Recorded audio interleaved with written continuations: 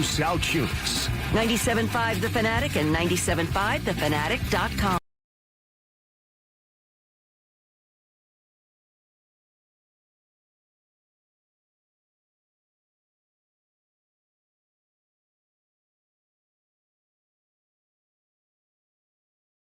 Against the San Francisco 49ers. I know we talked about it earlier this week, but again, regardless of how the season's played out, John, regardless of the roller coaster ride and expectations and who to blame and finger pointing, I'm just happy that we have another playoff berth. Like it's a beautiful thing. It's exciting, and I've had butterflies since Wednesday. I can't believe the butterfly thing still to me fascinates me with you because I have none. I have none. Connor didn't have any the other day. Connor, you have any today? You getting closer? There might be one like caterpillar crawling around. I've got excitement, but I know what butterflies are. I know Sunday I will have them. Probably Saturday, like tomorrow late, when I'm watching other playoff games, I may have them. Especially if maybe like Chicago loses and you're going, oh, hey, if we win, we got the second round at home. Or if you are of the mindset that a Chicago win is the better option, right? Which you seem to be. I do think that way. DeCecco seems to be. Then maybe that's what you're rooting for Saturday night as you're watching that game in the pouring rain at your house. Hey, maybe we'll see a big Panthers win tomorrow. Who knows? Oh, honestly, that would be wild. Could you imagine? That would be absolutely wild. Oh, man. Well, we're giddy because it's a football Friday. It's a playoff football Friday, wild card weekend. And John sends me his ideas for the show via email the night before every day. Right after I saw that Willow shot Drew yesterday, I got right on it, got it done, and we're all ready for today. I was fired up and ready to go today. Damn right. Still have no idea who Willow is. She's hot. John sends me an email of his topics, and one of them was, birds are winning, and there is no fear in my heart. And then you continued by saying, I'm more comfortable about the game than I've been about a postseason game in a long time. Now, I was really, really, really comfortable with the NFC Championship game, and that carried over into the Super Bowl. I would think that I had actually more comfort in the NFC Championship game than going into this game, honestly, because also the Eagles were a different team last year than they were this year. But forget that part. You had no anxiousness, though, with everything that's on the line? Literally nothing. No, I felt so confident going into the NFC Championship. I felt good, but to me is, I guess because I had the rug pulled out from me 2 times, I consider it. But It was 3 years in a row they lost the NFC title game under Andy Reid. One of the years they weren't supposed to win. But 2 of the years they were supposed to win and they didn't. So I never take those for granted. And those always make me much more anxious. I got you. I just want, like, if we went back into the archives and listened to the pregame show with me and Connor and Bill, like, I don't think there was like an ounce of worry or angst going into that game. But when you say birds are winning and there is no fear in my heart, well, I'll say I have slight fear, but I will tell you, I feel extremely confident that the Eagles will win this game Sunday against the San Francisco 49ers. I have felt that way all week. I have not wavered on that, even though you guys know how I feel about the long-term goal of this team. But for this upcoming game, this one game, Sunday 4:30, I feel really good. I know you feel really good. Connor hasn't really given us any sense of concern, right? Like, you feel good about the game I'm Sunday. chilling. I think they win. Okay, I think there's a but coming. Why should we feel this way? Like, it's amazing to me. This team has been a bit of a disappointment at times this year. The offense has absolutely sucked. The offense has been bad all year. We have complained about Kevin Patullo since the day Jalen Hurts spoke the day before the parade, saying it would be a different job. Like, we weren't even celebrating the parade enough because we had to hear Jalen Hurts not really give the best endorsement to Kevin Patullo, who they eventually hired. So this goes back to like February 13th, the angst of February 13th of 2025, the angst of the Eagles offense. And yet here we are, the Friday before the wild card weekend, and all week long we've been telling you how good we feel about this game. And I just wonder why. Like, should we feel this way? Yeah. Because I'm going to listen to Jalen Hurts. I'm going to listen to Nick Sirianni, who told you about playing at home, how confident they are, how comfortable they are playing at home. And I do believe that when I've seen something, I give people the benefit of the doubt. I always expect that if I pull up at like 4:58, I'm either going to see your car I'm going to be pulling my car in and I'm going to see your car coming in. Like, there's things I just give the benefit of the doubt to. Sure. And I know that if we walk through the door, then the door is opening in a second, and I know it's Connor. I don't even have to look up. So there's things that I just expect. I have no doubt that the Eagles at home, to me, are a team that deserves to think in an early round playoff game, they're taking care of business. And I love the matchup. No, I do too. I love the matchup.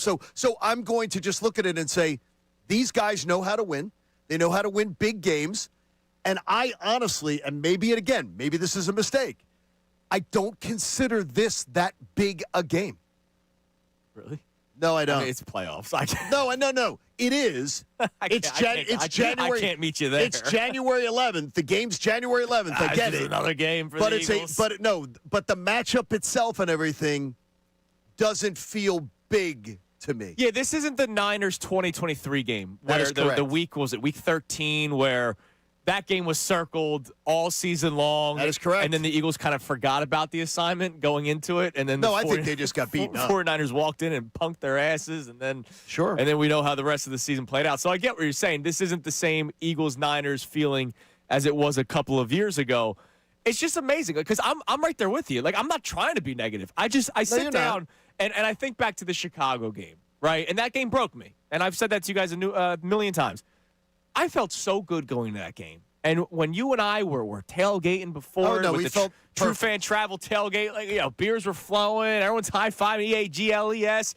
My buddy's dad, Ponce Linas, he was a Bears fan. He was. And we were kind of like, you got, like, pat him on the back. Hey, buddy, your team's doing good. Hope you're having a good day. Hope you're having a good day. Hope you enjoy yourself. You should be proud of your Bears for being 8-3, right? Like, that's kind of what the conversation was. And then they came in. No, we were sort of condescending jerks. And then they beat the Eagles. And that moment was like, this team, all those concerns that we've had about those teams came to light that day. And then they lost 2 more games after that, right? Then they lost 2 more games. And I'm like, okay. And here I am, the Friday before Wild Card Weekend, feeling the same exact amount of confidence as you. And I'm almost wondering, why am I doing this to myself? I'm not going to feel that way about a Bears game next Sunday, if it is. But this game, I truly do. And look, it could come back and burn me. And look, there could very well be the option. I don't feel it at all. I feel immense confidence that the Eagles will come out and put together a really, really good game and advance to the next round. And I hate to spoil the lead at 6:08 in the morning. Yeah. You're supposed to create some sort of fake drama in sports radio. I don't see the fake drama for this game because I do believe the Eagles will. I don't know that it's going to be their A-plus game or even their A game, but I think the Eagles could play their B game and win this game. As long as the B game is offensive. No, I think they could play their B game and win this game. I don't think the defense can have a bad day. No, they need to play their standard, I think, in every game for them to win. For them to win playoff games, I think the Eagles defense needs to play you think the Eagles can't play a B game defensively and win this game? They have to play an A game? So what's a B game? Like, what did the 49ers get in a B game? Well, a B game is the 49ers get 20. I'm still worried about that. Wow. Connor, what do you think? I think you could win with 20. I think you can, too. Right. I just worry about this Eagles offense. No, I get you. No, look, I'm not rolling my eyes at you with worrying about this Eagles offense. You're absolutely correct. But to me, the Eagles can play their B game and beat the 49ers. Okay. Look, so we want to hear from you because all week long we have been hearing from you about your confidence for this Eagles game. No matter what the topic has been, whether it's been resting starters and getting the 49ers, resting starters and not having the guarantee of the second-round home game, whether it's been about Kevin Petula, whether it's been about just looking at the NFC playoff picture. How many texts have we gotten that were even more confident than you and I saying anyone could come in here and get it, right? Like, we'll be able to beat anybody. We're the best team in the NFC. We've gotten a lot of those texts throughout the course of the week.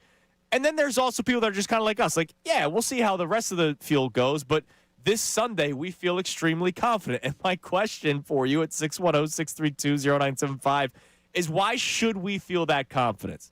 Because this team has not really done anything this year for us to feel this collective confidence going into a playoff game, other than the defense being obviously one of the best. But what I would say to you is Brady, Belichick. If I was to say to you, Brady and Belichick and Reed and Mahomes and other great combinations that have had playoff success, if we just go back to teams that won in the playoffs, do you not say going into every single playoffs, isn't that part of the equation that we take that into consideration? Sure. So I believe Hurts and Sirianni, especially in a wild card weekend, deserve that same consideration. My only a wild thing is, card weekend they do. My only thing is, and look, winning is better than not winning the Super Bowl. That's good analysis. Great On your, analysis. say, stop. Don't use all your good analysis I'm on in the fire 6 o'clock today. hour. Shanahan, Purdy have a bit of pedigree in the NFC. And then if it is the Rams in round 2, I'm not worried about Stafford, McVay have, I'm only talking about this game. Okay. I'm not talking about I'm not making any as I told you. If it's the Bears, I think you guys are all extremely arrogant about going to Chicago and winning. I'm not saying all of you. I'm not getting chesty about it. I would rather see the Bears and the Rams. I think the idea of going to Chicago being more palatable than staying at home and trying to win is an extremely arrogant take. And I'm saying it early, and I'll say it again. It's an early one. That's a little preview. That is to me, is a very arrogant take for Eagles fans because we win at home overwhelmingly. This team wins at home. And even hearing Jalen Hurts and Nick Sirianni this week talking about, being at home and how big an advantage it is. And you punted on it. Punted on that opportunity after this week. Hopefully it'll play out on Sunday the same way. Connor, you've been reading the text line all week long. You know how people have been feeling confident literally all week long. You said yesterday, I think 1 in 10 texts have been a negative feel about this upcoming game. So I'll ask you, why should we feel the way that we feel, the majority of us? Because it is the majority. It's not just us 3 here on this show. It's every text that we've gotten. 1 in 10 have been negative. But that means the other 9 have been like, let's go. They're winning this football game. And some people are going even further, saying they're going the distance. I'll take you back to 2018, 2019.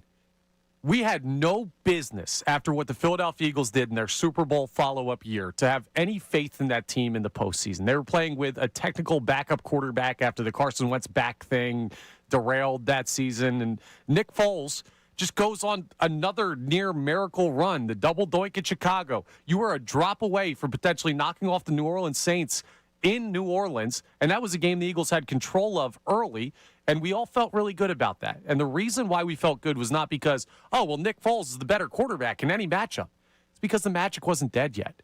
And the Philadelphia Eagles are still the defending Super Bowl champions, and this defense is playing better than last year's, and they've still got everybody they need on offense. And I know the offensive coordinator has not been good this year, and the numbers don't look great, and I think us being too close to the trees to see the forest has kind of hurt us with our evaluation of the Eagles' offense. But when you get to the postseason with a team that ran through it like they did last year, until you see them get knocked off, you're going to have supreme confidence. Okay. And look, I don't have that for like the long term, but I have it for Sunday. I do have it for Sunday. I'm just questioning myself almost. Like I was laying in bed last night like, man, with all the things I've complained about this year, why do I feel so good about this? I'm playoff trying to game? figure it out either, because this is a team that you say has no chance to go to the Super Bowl. Correct. Because I don't think they can win you are 3 very, games. you were very, very confident on this one. Yes. And then next week, looking at the matchups, I think that I'll be hard-pressed to hear if they were to win this week. I'm going to be hard-pressed to believe that next Friday you're sitting across from me saying, if they have a home game, I think they're losing a home game, because I think you will see, the pedigree of this team, and you're going to be like, hey, they're playing at home.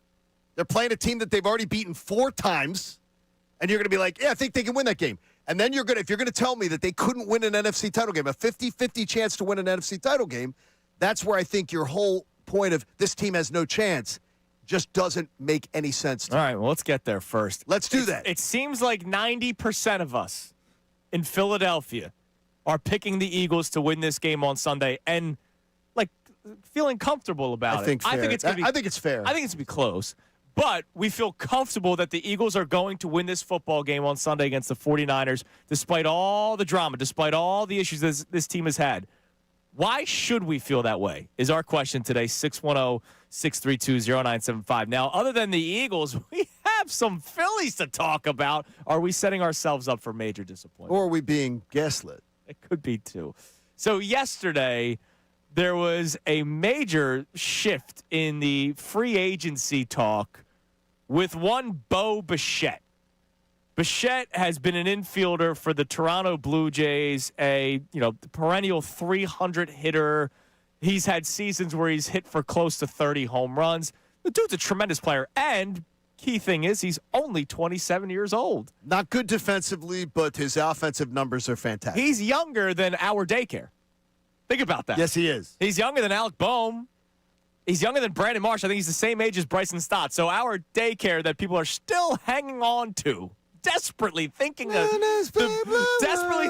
the breakout season is going to come. Alec Boehm's going to start lifting the ball. Bryson Stott's going to start hitting the ball. Brandon Marsh will be able to hit lefties. These things that we're clinging on to, and not just fans, the Phillies, the team, the organization, there still are Phillies on to these media things. Members who are still clinging on. It's not going to happen. Spoiler alert. Bo Bichette has become available. And there was just an incredible article from Matt Gelb. You'll hear from him coming up in a little bit in the 6 o'clock hour because he joined Unfiltered yesterday, that because of the JT Realmuto camp, according to reports, because who knows what's silly season right now, according to the according to reports, the JT Realmuto camp is sort of asking for too much. For how old is he now? 34? Will be 35 this season. Yeah. I'm not paying a 35-year-old catcher 3 years worth of money. 2, well, let's have a conversation. 3, I'm out. And we've been saying that since, October? Like that hasn't changed. And now things aren't necessarily going great in Toronto, according to reports. So Bo Bichette is becoming more available, so much so that they're going to have a meeting this weekend or Monday? The Monday. Monday, there will be a meeting between Bo Bichette and the Phillies brass. They're doing a Zoom call. It's like us with our boss. And there was a lot of talk that when Don Mattingly signed here as the bench coach, he's got a great connection with Bichette. Would that be enough to lure a player here? Probably not. It's all about the dollars. That's going to be what lures a player over. Good thing is we know the Phillies are willing to pay money. You got to bring him home. Bring home Bo. I think we're being gaslit. I think we're being completely gaslit. Totally agree. I think this is fake. Then I'll be extremely disappointed. That to me, unless he wants to go back to Toronto, that's on him. First off, Bichette got married last weekend. He was not taking meetings till after he got married. Okay. So it's like people are like, "Hey, they're having a meeting next week." Oh my God, he wasn't taking any meetings till after he got married. So he was taking the time to actually focus on getting married, have his downtime, vacation, him and his fiance. He wanted to pay attention to his wife? So he wanted to, it didn't become his wife till Saturday, but he took the time. So people are making out that to be a big deal. It's not, because he wasn't taking meetings. So that's one thing. I believe this could be the Phillies trying to strong-arm JT Realmuto into coming off his number and saying, "Hey, JT, we're moving on. We're moving on." And so trying to pressure him into moving on. Can I ask you guys a question? Is JT Realmuto worth strong-arming? Oh, no. I want Bo Bichette. I love JT. I want Bo Bichette. I love JT, and I would love to have him back on a 2-year deal. But is strong-arming JT Realmuto really worth it? No, because these people think he is. These people make him out to be like he has been a declining asset for 4 years.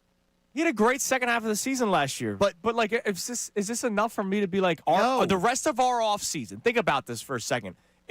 I'm not saying it's Bichette or Realmuto, pick one, but it almost feels like our offseason is on the balance of JT Realmuto. You're not getting both. No, you're not. You're not getting Bichette and Realmuto. And if anybody tells me with a straight face, I'd rather have JT back than have them go get Bo Bichette. Yeah, it's ridiculous. But no, I saw it all over Phillies Twitter last night during the Flyers game. I'm reading and I'm going, oh my gosh. These people are delusional. So you mentioned the potential gaslighting late last night. Well, who was the person who floated the story first? That got the story out there first? John Heyman first reported interest. And then Matt Gelb, who I trust. Matt Gelb had a great story on it. Well, no, he had that they're going to meet. Okay. Yeah. Bob Nightingale of USA Today, who, of course, has been covering baseball for a long time. Sure he has. This article dropped at 10:30 last night. 2 Phillies executives cautioned that signing Bichette remains a long shot. He put a bucket of water on it. Insisting it would be complicated and involve significant roster changes, but that it's certainly possible. The Phillies would have to cut off negotiations with Real Muto, trade third baseman Alec Bowman his $10.2 million salary because the arbitration happened yesterday, and find a team who would take right fielder Nick Castellanos and pay at least a small portion of his $20 million salary and perhaps move others as well. So a lot of moving parts would have to happen. Does that mean it's impossible? No. But our Phillies question, yes, we have a Phillies question on this Football Friday. How much would a signing of Bichette change how you feel? Because I don't think this city is like very Phillies fired up right now. Dave Dombrowski's mouthpiece media member made it sound like they were the favorites, number one. Yeah. And then another writer, very respected, comes in nationally and goes, wait a minute. Two other executives say it's a long shot. All I'm telling you right now is my mood would change drastically if this happened. Me too. And if it doesn't, I'm going to be extremely disappointed. I'm setting myself up for it. What are you rolling your eyes at? They're not going to win anything. Their lineup's not deep enough. But you're believing in fairy tales and you're hurting your own feelings. Yes. Connor's bright this morning. Coming up next, an extended cut on why the Eagles will win on Sunday by a man who's covered the team all season and has been critical of them all season. And he says that they should win on Sunday. It's Kincade Salciunas, 97.5 The Fanatic. Now on 97.5 The Fanatic Sports Update. A big boost for the Niners. I'm Connor Thomas, and the Eagles are just 2 days away from their wild card matchup with the 49ers Sunday, 4:30 at the Link. Once again, the Birds got good injury report yesterday, with the only player whose status looks to be in major question being backup offensive lineman Brett Toth. The Niners got a big boost, though. Tackle Trent Williams returned to practice in a limited capacity. That's a good sign for his availability on Sunday, and he would be a big help for their offense. Ricky Pearsall still did not practice yesterday. Tim McManus of ESPN joined Unfiltered yesterday to give his thoughts on the game, and here's what he said about the Eagles' offensive issues. This is an offense that really hasn't been able to find its footing all season long, and they still haven't shown us what they are.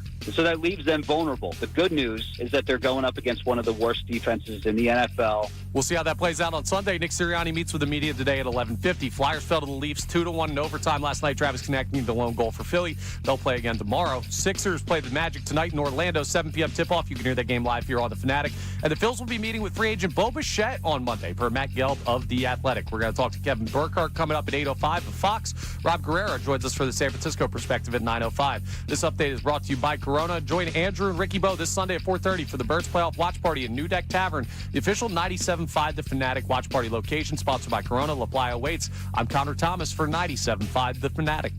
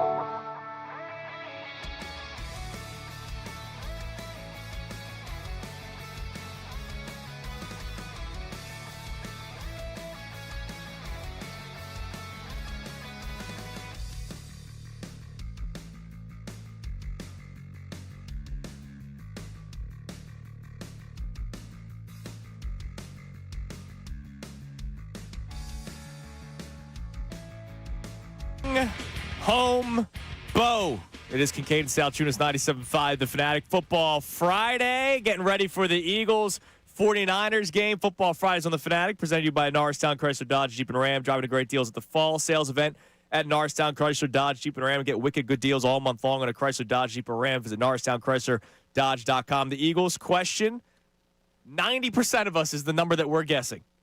It's 100% on this show. We believe 90% of the city of Philadelphia have the Eagles winning this game on Sunday, and they feel comfortable saying it. Why should we feel comfortable saying it, considering the roller coaster season? And I'm one of you. I'm somebody that feels comfortable saying the Eagles will win this game. And then I was just laying there in bed last night going, man, why do I feel this way? The thing is, I honestly, I think this week has gotten India. I think it's got now it's playing with your brain a little bit. You know where you're at. You felt good all week, and you're there. You should be confident. The Eagles are the better team in every facet. Yes, they are. And when I broke down the Niners offense versus the Eagles defense, I did it on the show yesterday, but I thought about it Wednesday night, when I was at home, and I was just like, yeah, Kyle Shanahan scares the hell out of me. He should. He does, but the Niners roster doesn't. Now they're so banged up. You're not throwing shade at them. Shanahan will probably still be able to make some drives where they get into scoring position. I'm not saying touchdowns, like scoring position, field goals, right? Like I believe Shanahan is that good of a coach that he will be able to make that happen. But when you think about that offensive line and the struggles that they've had and the lack of health that they have, that benefits the Eagles' tremendous defensive line. There are no wide receivers that scare me. Like, I don't fear Pearsall, Bourne, or Jennings. may not even be playing. And then, look, Kittle and McCaffrey, I respect a lot, but the Eagles have one of the best linebacking groups in the NFL. So I don't want to say wash. Maybe slight advantage San Francisco with those two players, but is that slight advantage going to be enough to score into the mid to high 20s? I don't think so. I think I'm glad that you're feeling that way. That's the way you should be feeling. I think, honestly, basic analysis of this game should have somebody feeling really good about the Eagles' chances. Damn right. Also, Bo Bichette, if the Phillies were to sign him, you guys think it might be a bit of a smokescreen, even though there is another interesting nugget from the Bob Nightingale article. Bob Nightingale tried to splash cold water on it last night, speaking to two Phillies executives, cautioning that the signing is still a long shot. But he does write in the article, Bichette expressed a desire in playing for Philadelphia after hiring Don Mattingly. You know what you do? Desire. You know what you do when you don't have a contract? You tell everybody that you want to play for them? Correct. Come on, Andrew. And you know what you're trying to do when you're trying to get more bidders to the table? You say, I'd love to play there, and I'd love to play there, and it would be fun to play there. Because if you get 3 bidders to the table, you're making more money than if you have 2 bidders to the table. If you have 4 bidders to the table, you're making more money than if you have 3. This is a game. This is negotiation. This happens with everybody. Don't believe a word you're hearing. But you like them. Oh, no. I want this to happen. Bring home Bo, man. I want JT gone, Bo in. Yeah. I'm not interested in reuniting the Golden Girls. All right. I'm not. If it were to happen, how much would your vibes change? Your feelings, your confidence, your excitement for the Phillies? Because we talked about it after the season ended, that next year, this season, would be a majority of Phillies fans probably saying, wake me up when. And if they get Bichette, that changes a lot. 610-632-0975. Tim McManus was on Unfiltered yesterday, and he was asked about the Eagles and the game on Sunday. He gave his prediction and everything. And I'm not saying Tim was like critical, like hater, but you know Tim. Tim's really, really good at his job. Yeah, he's very good. If there's something to be critical of, there's something to be critical of. And I'll tell you, in the interview yesterday, he basically said if the offense doesn't get going Sunday, it won't get going throughout the rest of the playoffs. So he thinks Sunday's game, even if they win, a lack of offensive performance will tell him that they're not going to have this long playoff run. But for this game Sunday, and that's what we're talking about today, this game, we're not talking about divisional round and championship and Super Bowl. Here was Tim McManus yesterday talking about this Eagles team against the Niners. I think that the Eagles are going to win this game. Vic Fangio is really the key. And if you look at his history against Shanahan, now it's been a while. They haven't played each other since 2018. And there's 4 games on record between two of the best assistant coaches or coordinators in the game. Kyle Shanahan obviously ascending to the head coaching position, but knows how to scheme an offense. But Fangio's had an answer for that. In the 4 games, Fangio's allowed only 10 points per game on average. The quarterbacks he was facing, not great. Brock Purdy is definitely a step up from there. But he seems to have a bead on all of these different teams that especially bring like the heavy motion, the eye candy, where there's a lot of defenses that get tripped up off of that. Fangio's defenses don't. And speaking with Jalen Phillips, he essentially said that was really a big, big part of going up against an offense like this is like staying disciplined. Discipline is a word that I've heard a lot this week. It's not falling for the trickeration pre-snap. It's staying true to fundamentally what you're doing on defense and reacting post-snap. And that's something that Fangio is going to have them ready for. And I think that they match up well. Two of the biggest threats offensively with San Francisco is George Kittle and Christian McCaffrey. And I think that when you have a linebacker core as good as the one as the Eagles have, and when you have somebody like Cooper DeJean, you're going to have answers to 2 players that present people a lot of problems.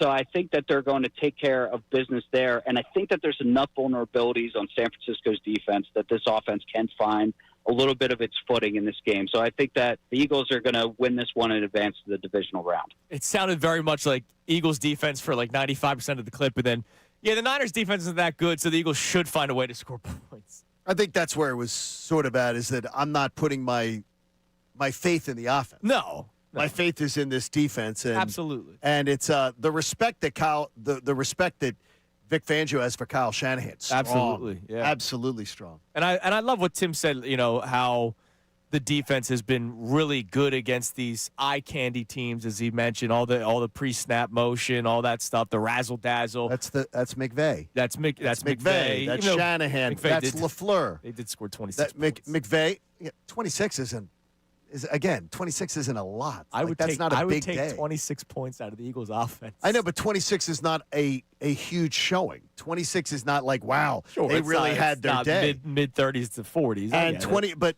McVay, Shanahan, LaFleur, that tree, he's had a great run against them. They don't beat him.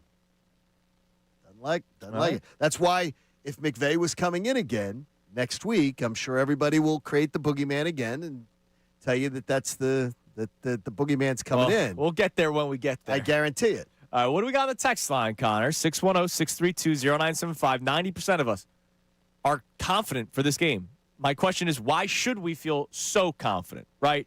And I'm going to tell you right now, I don't think the Eagles cover. So I'm not sitting here confident they're going to win by 2 scores. I'm going to be banging my chest, at the watch party Sunday with Ricky Bo.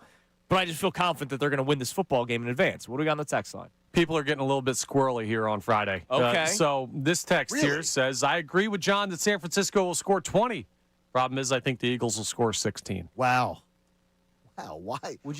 Why? Would you like to know my score prediction at 6:39 in the morning?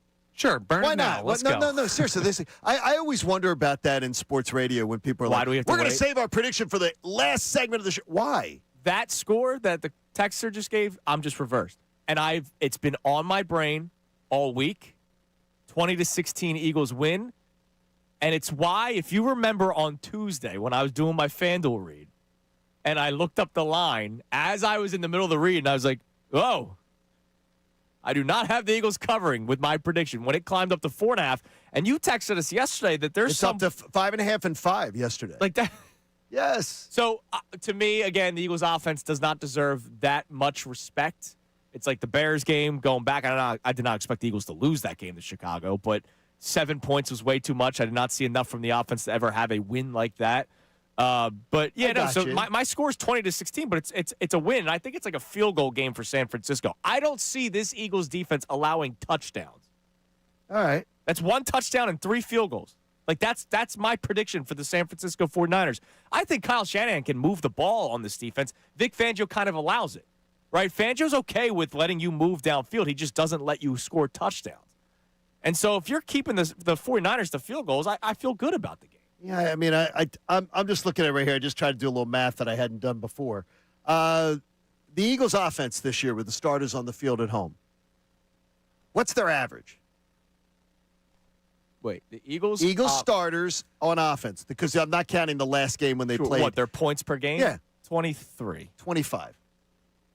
They average 25 points scoring game. In a year where we're all saying how horrible they are, they average 25 points a game at home. This Eagles defense, do you think the Eagles are giving up more than 24 on Sunday? No. No. And the 49ers defense, do you think that the 49ers defense is above par, below par for a playoff team right now? They're below par.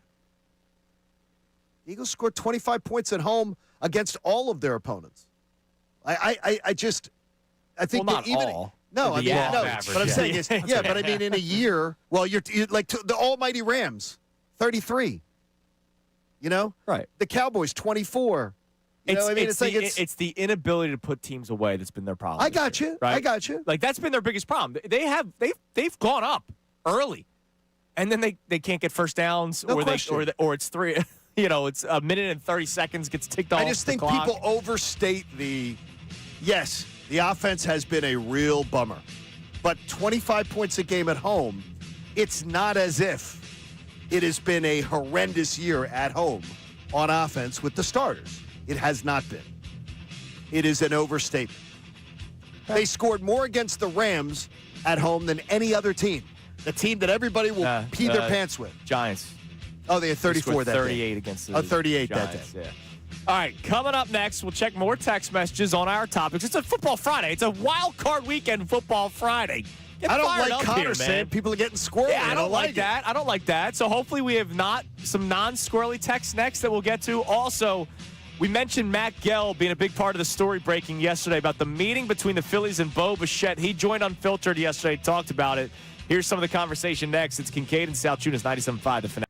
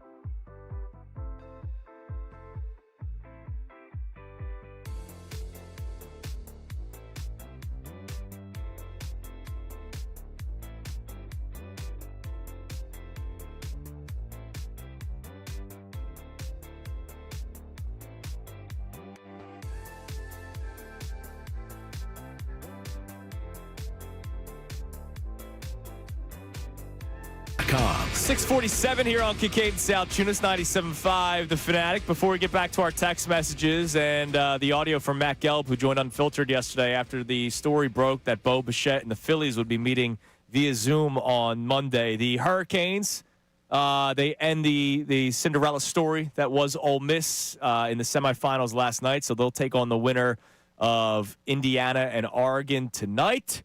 Good teams win, great teams cover. Thank you, Miami. And the Flyers, unfortunately, lose in overtime. They got the all-important point, Johnny. Yeah, bad loss. That's a bad loss.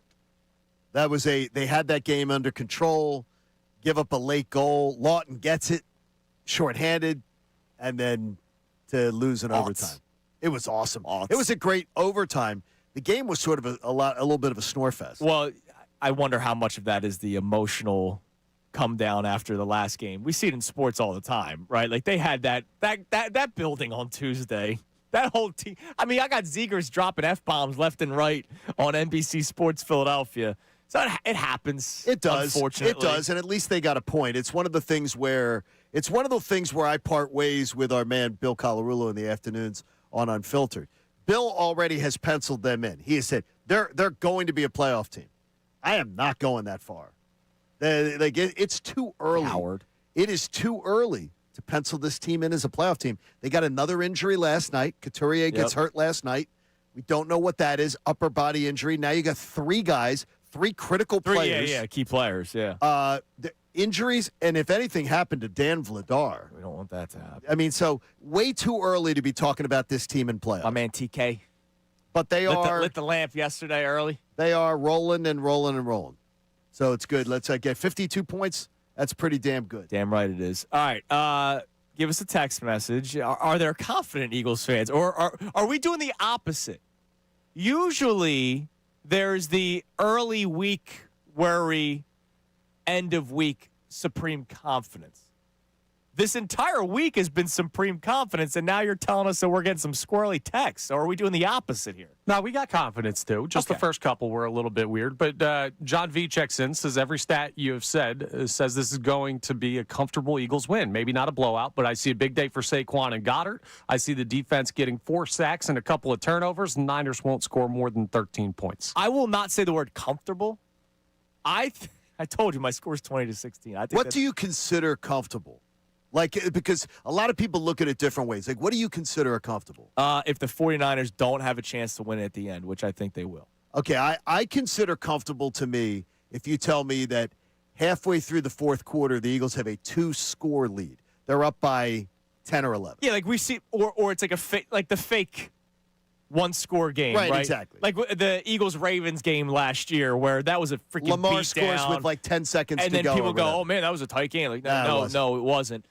I worry that the Niners will have the ball at the end, but 20-16 is my prediction. You mean the Niners have the ball in their hand with a chance to win? Like a minute and a half left. With a chance to win? Yeah. Oh, jeez. I do not see that at all. But they would need a touchdown. And so that's advantage Eagles instead of needing a field goal. I do not see that storyline playing out at all, and if it does, I will have agita. I told you I'm going to be biting my fingernails the whole game.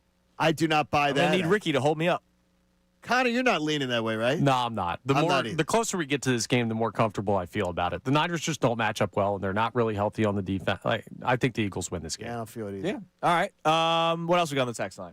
All right. We also have a check-in here from DJ Milk D, our guy down there in Virginia, who talks about the game and says, I'm concerned this weekend and throughout the playoffs due to Kevin Patullo. So much talent, and we shouldn't feel this way, but what we've seen all year has made us feel like the unqualified OC will cost us. And that's why I feel the way that I feel. Right now I feel good about this game, but that's why I felt the way that I feel for a while now. Like, the Eagles offense, you can give me all the stats you want. We see it. The Eagles offense has not looked good all year long, and they have not been able to put away teams. And it's great that you beat the doors off of the Raiders, but you need to be able to put away teams that are going to be in the playoffs. That Buffalo game, yes, they went in and won, but they were not able to put them away. If not for a bad throw by Josh Allen, they lose that football game. Well, if not for a bad call on the Devontae Smith catch, that doesn't come down to that. They get one more first down. Well, no, then the Josh Allen thing never happens, so we can play that game all day long. Okay. Matt Gelb yesterday was on with Unfiltered, and here he was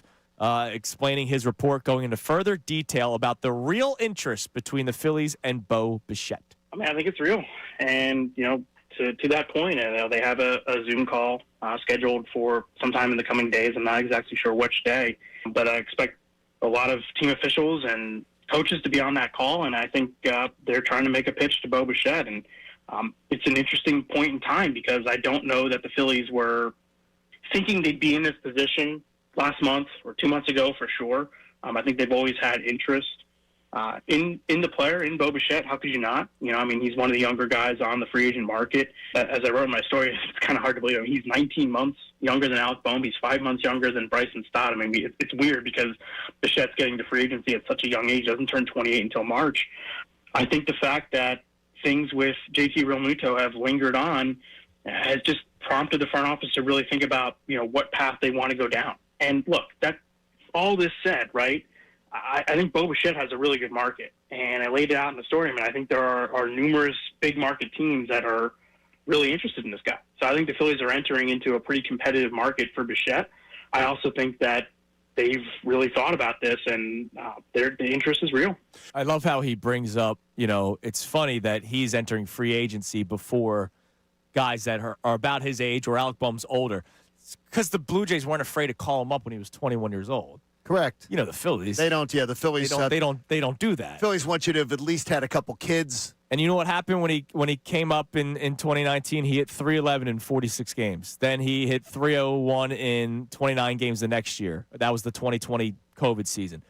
And then he had MLB experience by the time he was 23 years old. That's when he led the league in hits and hit 29 home runs as well, had 102 RBI. See what happens when you give guys a chance. When you actually let your talent play. Do we have Phillies texts? Anybody in on the Bo Bichette? So we have one texter checking in. Let me pull it up here, where they talk about just the combination of guys they'd rather have between Turner, Bichette, and Bohm, or Turner, Bichette, and Stott Sosa. And just asking which one of those fit better. That's Trevor from Perkins. I'd rather have the Stott Sosa because I got defense with Stott.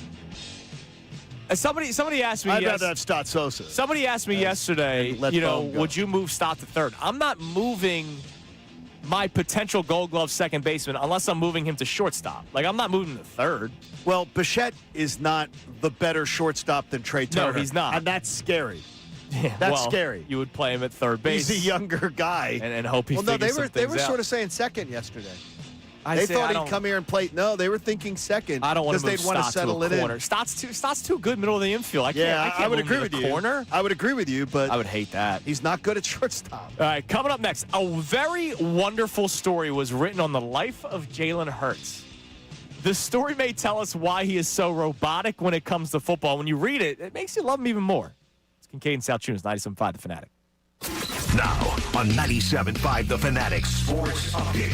Why the Eagles can win. I'm Connor Thomas. The Eagles are just 2 days away from their matchup in the wild card round with the San Francisco 49ers Sunday, 4:30 at the Link. Tim McManus, who covers the Birds for ESPN, joined Unfiltered yesterday. He talked about why the Eagles can win this game. I think that the Eagles are going to win this game. Vic Fangio is really the key. He seems to have a bead on all of these different teams that bring the heavy motion. There's a lot of defenses that get tripped up. Fangio's defenses don't. So the backs of the defense are going to be what the Eagles rest their hopes on. It sounds like the Birds got good injury news yesterday with that. Nakobe Dean back in practice. The only player whose status looks to be in major question for Sunday is offensive lineman Brett Toth, dealing with a concussion. Niners got a big boost as well, though. Tackle Trent Williams returned to practice. Ricky Pearsall still did not practice yesterday. Nick Sirianni will meet with the media today at 11:50. The Flyers fell to the Leafs 2-1 in overtime last night. Travis Konechny, the lone goal for Philly. They're off till tomorrow. Sixers play the Magic in Orlando tonight at 7. You can hear that game live here on The Fanatic. Phils are meeting with free agent Bo Bichette on Monday, per Matt Gelb of The Athletic. We'll talk to Kevin Burkhardt coming up at 8:05. On the call for Fox this weekend, Rob Guerrero joins us at 9:05 for the San Francisco perspective. This update's brought to you by the Crohn's and Colitis Foundation. The Crohn's and Colitis Foundation has been at the forefront of inflammatory bowel disease research and care for over 50 years. Learn more about research, education, and support at crohnscolitisfoundation.org. I'm Connor Thomas for the home of the Sixers, Flyers, and the best Birds coverage, 97.5 The Fanatic and 97.5thefanatic.com.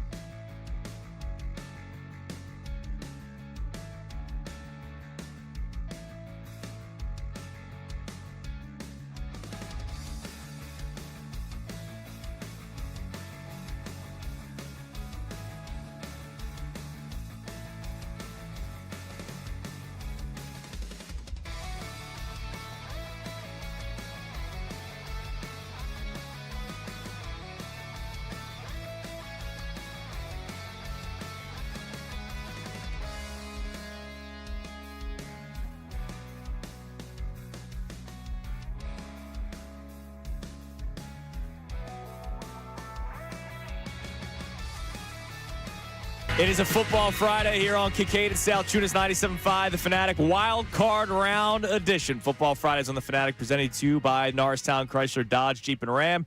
Driving to great deals at the fall sales event at Norristown Chrysler Dodge Jeep and Ram. Get wicked good deals all month long on a Chrysler Dodge Jeep or Ram. Visit NorristownChryslerDodge.com, even though we are in winter. We are. They got great deals all the time. They do have great deals all the time. Yeah, we are. But we got to We're update definitely in winter. Yeah. All right. By the way, coming up at 8:05, so a little over an hour from now, we will have Kevin Burkhardt on. Kevin Burkhardt, of course, the A-team at Fox alongside Tom Brady. They will be on the call for Sunday's game against the Niners. This was the interview that we taped yesterday after my 5-mile run, and I was nice and sweaty sitting next to John for it. That was fun. Can't wait for you guys to hear it. He was tremendous. Yeah, really good. John actually made him curse, which he makes all of us curse every single day. So you'll hear that coming up at 8:05, and I want to give people enough of a heads up now because of how great the interview is, but also we'll do the Know the Show during the Burkhardt interview. We have 2 pairs of passes for the True Fan Travel Tailgate. I'm wearing the Philly Sports Trips 2025-26 edition shirt. That's a great shirt, too. I love the eagle artwork on that. Yeah, it's awesome. We got these shirts when we went to Tampa. It's a great shirt. So, pair of passes for the True Fan Travel Tailgate, which is right outside Lincoln Financial Field. Whether you have tickets to the game or not, you can go to this thing, and it ends at 3:30. It's a 12:30 to 3:30 tailgate, so that gives you enough time to get to another place to watch the game responsibly, of course. Of course. There's going to be unlimited food and drinks. The filet mignon sliders are ridiculous. Sausages and peppers, seafood burgers, all kinds of great alcohol that will be there if you do participate. And if you don't win, you can always buy tickets still at phillysportstrips.com, and a portion of the proceeds benefits the Eagles Autism Foundation. So this morning, I read an article on Jalen Hurts. Anytime you see Jalen Hurts, anytime you see Eagles, you got to click on it, see if we can get something out of the show. And it's not something where we're going to discuss this, we're going to break it down. 610-632-0975. But it was a fantastic article about the life of Jalen Hurts, written by one of my favorite reporters in the NFL that covers the NFL, Ralph Vacchiano. We talk about him a lot on the show. He does really good work. He's the lead, senior reporter for Fox. And he wrote a big story on the life and career of Jalen Hurts. So not just his time in Philadelphia. And, we always talk about how Hurts is robotic. Sometimes we're bothered by it. Sometimes we realize that might be what's best for the team, right? The moment's never too big for him, which is why maybe his best games of his career have come in title games and Super Bowls. I think it's fair.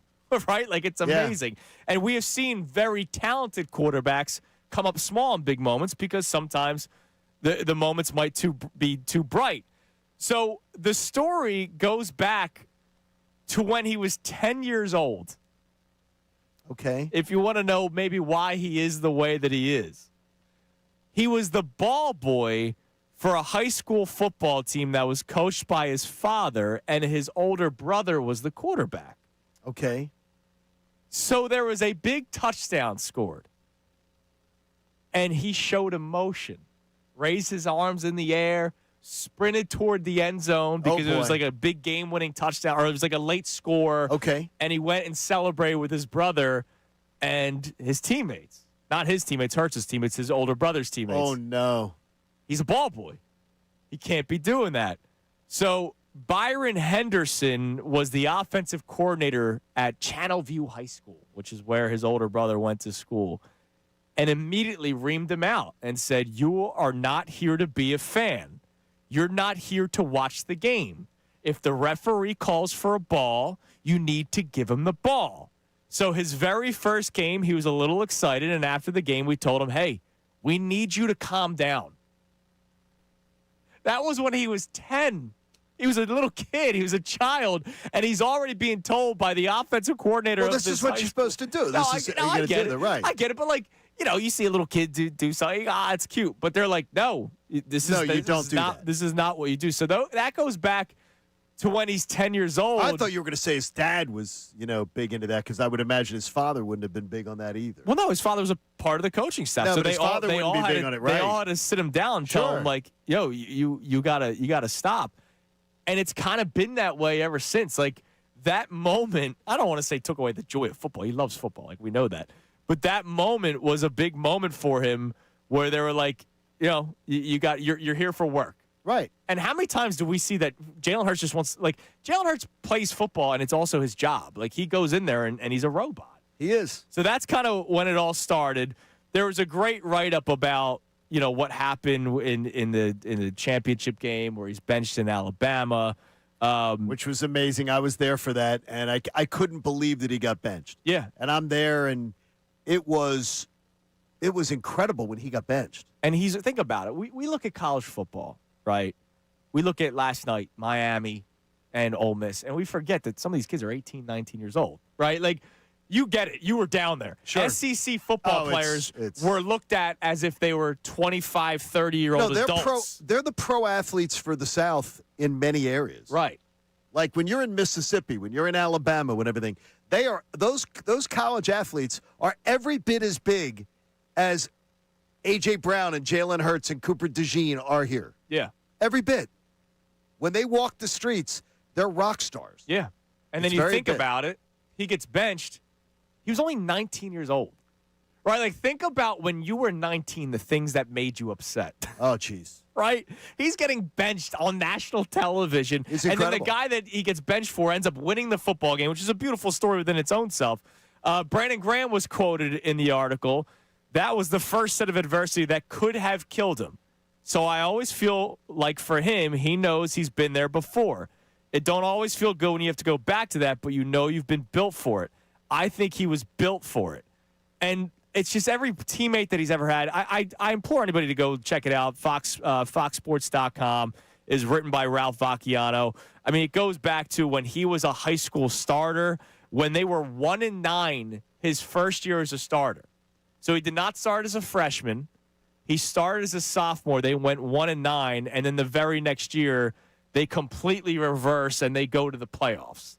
I mean, Jalen, it's an amazing story of just how this guy just wins. He's amazing, and I love his demeanor. I think it's great.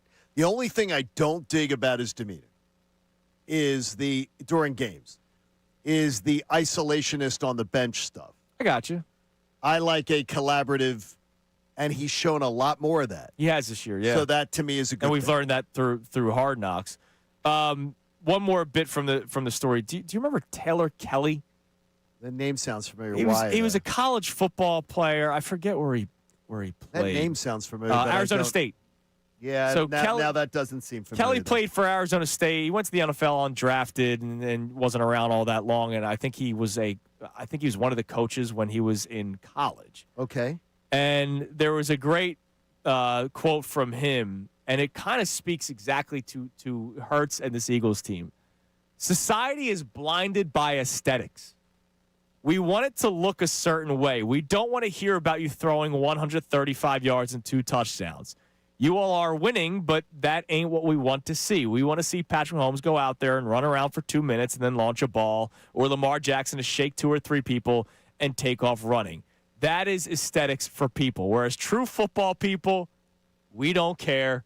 We want the win. And that's why I'm a football guy. That's why I'm in, because I don't give a damn if you tell me all the stats about Joe Burrow and you tell me all the stats about Josh Allen. Win. Show me your wins. Show me your pelts on the wall. You got to get it done. Now, I consider Allen far above what the Burrow thing, but there you go. Got to win. Got to win. Get the win. And Jalen Hurts does that. That's what Jalen does. Now, speaking of Jalen Hurts, we did not play this yesterday. There was a question about health during his press conference a couple days ago. We know that one of the big stories with Hurts this year has been him not running the football as much. There was the weird anonymous reports a couple of weeks ago that it was almost like, let's try to drag him through the mud. That's how it felt. There was a coup against Jalen Hurts at one point What this do you year. think that was? We both had the same feeling. I think it's somebody in the coaching staff that was tired of getting ridiculed, and so they whisper. And somebody was trying to cover for Kevin Petullo. And I hate that.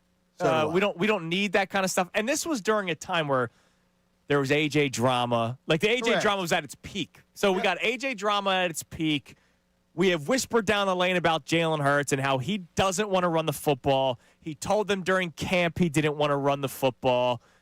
And maybe that's true. I didn't completely say that's an insane story to come out because maybe he has gotten hurt at the end of seasons the last couple of years. Maybe he wants to try to conserve his body a little bit. And then hopefully come playoff time, they unleash him, which There you go. I'm expecting to see on Sunday Jalen Hurts more involved in the ground game. It's why when I called him, I needed him to be Superman. I wasn't talking about 300 yards. I was talking about 225 in the air, but 50 on the ground because I think Jalen Hurts needs to run to help Saquon Barkley run. I think it helps the passing game. So he was asked about why. Was it health related?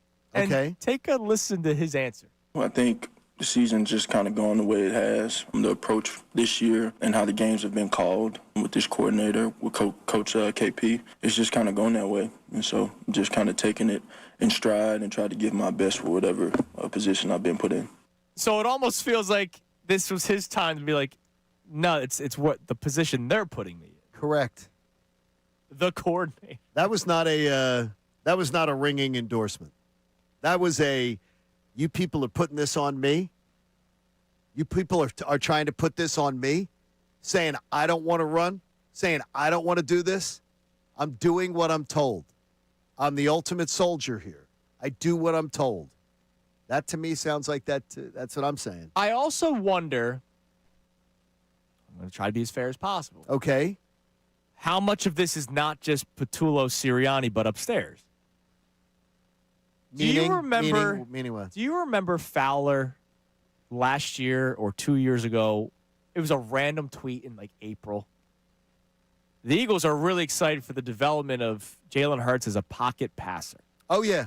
Like, Yeah. I felt the same way about the Nolan Smith tweet where Oh yes. it was during the Hassan Reddick, will he be back, will he not be back? And then all of a sudden there was this random tweet from Rappaport or Fowler, I forget who it was, that said, regardless of how the Hassan Reddick situation plays out, sources tell me the Eagles feel really high about Nolan Smith. It was very much a PR tweet in April or May.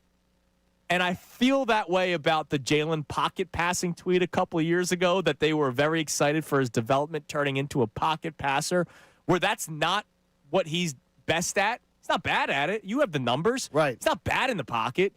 No, in But fact, we all know in he's fact, at his best when he is also running the football. 2 of the last 4 years, Jalen Hurts has been the best passer in the NFC from the pocket. What years have them been?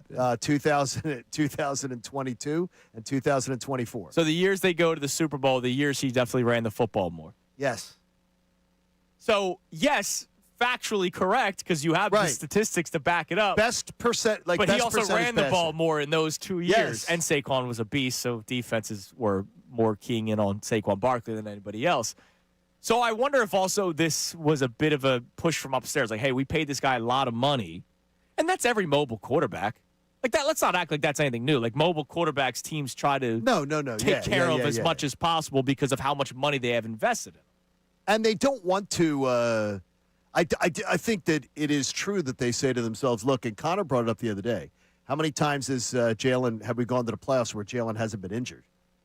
And I think that they had to, in the offseason, they had to have said to themselves, wouldn't it be great What can we do different? if we could get Jalen to the postseason where he's not healthy, where he's healthy? Absolutely. And he is the biggest investment on offense. And for all the money they have committed on that side, he's probably the safest long-term call to say this guy's going to be with the organization for the long haul. Like a lot of other guys you look at, you're paying them money for now, but they're not franchise quarterback length trajectory with the team.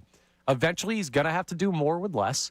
In order to do that, he's got to be healthy. So to turn him into a type of quarterback or to restrict a couple things that you think allows him to be healthier and more effective long-term, I think is smart. The Eagles are not just playing for this year. And it's not a great conversation for wild card game 2 days away. That all goes out the window in the postseason. Well, yeah, restrictions are done. There's no more restrictions Sunday. But if this year they're like, hey, we're going to start to implement some more stuff that we think long-term could be beneficial to you being available for us, I think that's understandable. And that may have been the message sent from upstairs or sent from the coaching staff, which is why you hear Hurts in that clip like, no, I'm just doing what I'm And I I'm think kinda that being told. Jalen Hurts probably it's one of those things where you could imagine Jalen agreeing with the strategy in concept, but his instinct as an athlete saying, I don't agree with the strategy. Dude, it's exactly what I imagined he thought when they said you're not playing Week 18. It's like, I know. Damn, I want to play. He said Put me it out there. He for said the it love in of his God. press conference. Like he was upset that He was didn't upset play. they're not. But- There's, like the, And it wasn't for a 2 seed. It was for he wants to play. It's like when they were up. Was it the Super Bowl? Yeah, and he's like, you sure, Nick? Yeah, Like, they were like, yeah, Jalen, you're done. We're gonna put Kenny out there, and he was like, oh, really? Like he was upset. He wanted to keep playing. So that, I imagine, is the same mentality of like, I wish I was doing more. I understand what the reasoning is. I'll say yes because I'm Jalen Hurts, and then we'll just move on with what we got. All right. What do we got on the text line at 610-632-0975? First, a response on Twitter from Garrett because Vito doing a great job with the YouTube Rodman AP today. They posted the video of us in the open, talk about how we have the right to be confident about this game. 90% of the Philadelphia fans seem to be confident. Garrett chimes in. Eagle as his picture and everything, the Eagle logo.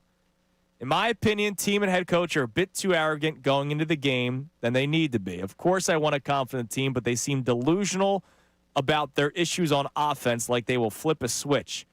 An uncharacteristically bad day by defense and a turnover or two could flip the game. I've never seen the Eagles be arrogant, so I have no idea what that even means. Didn't you call Sirianni arrogant for No, week the 18? Eagles. Oh. I'm not talking about their coach. Okay. I've seen their coach be arrogant.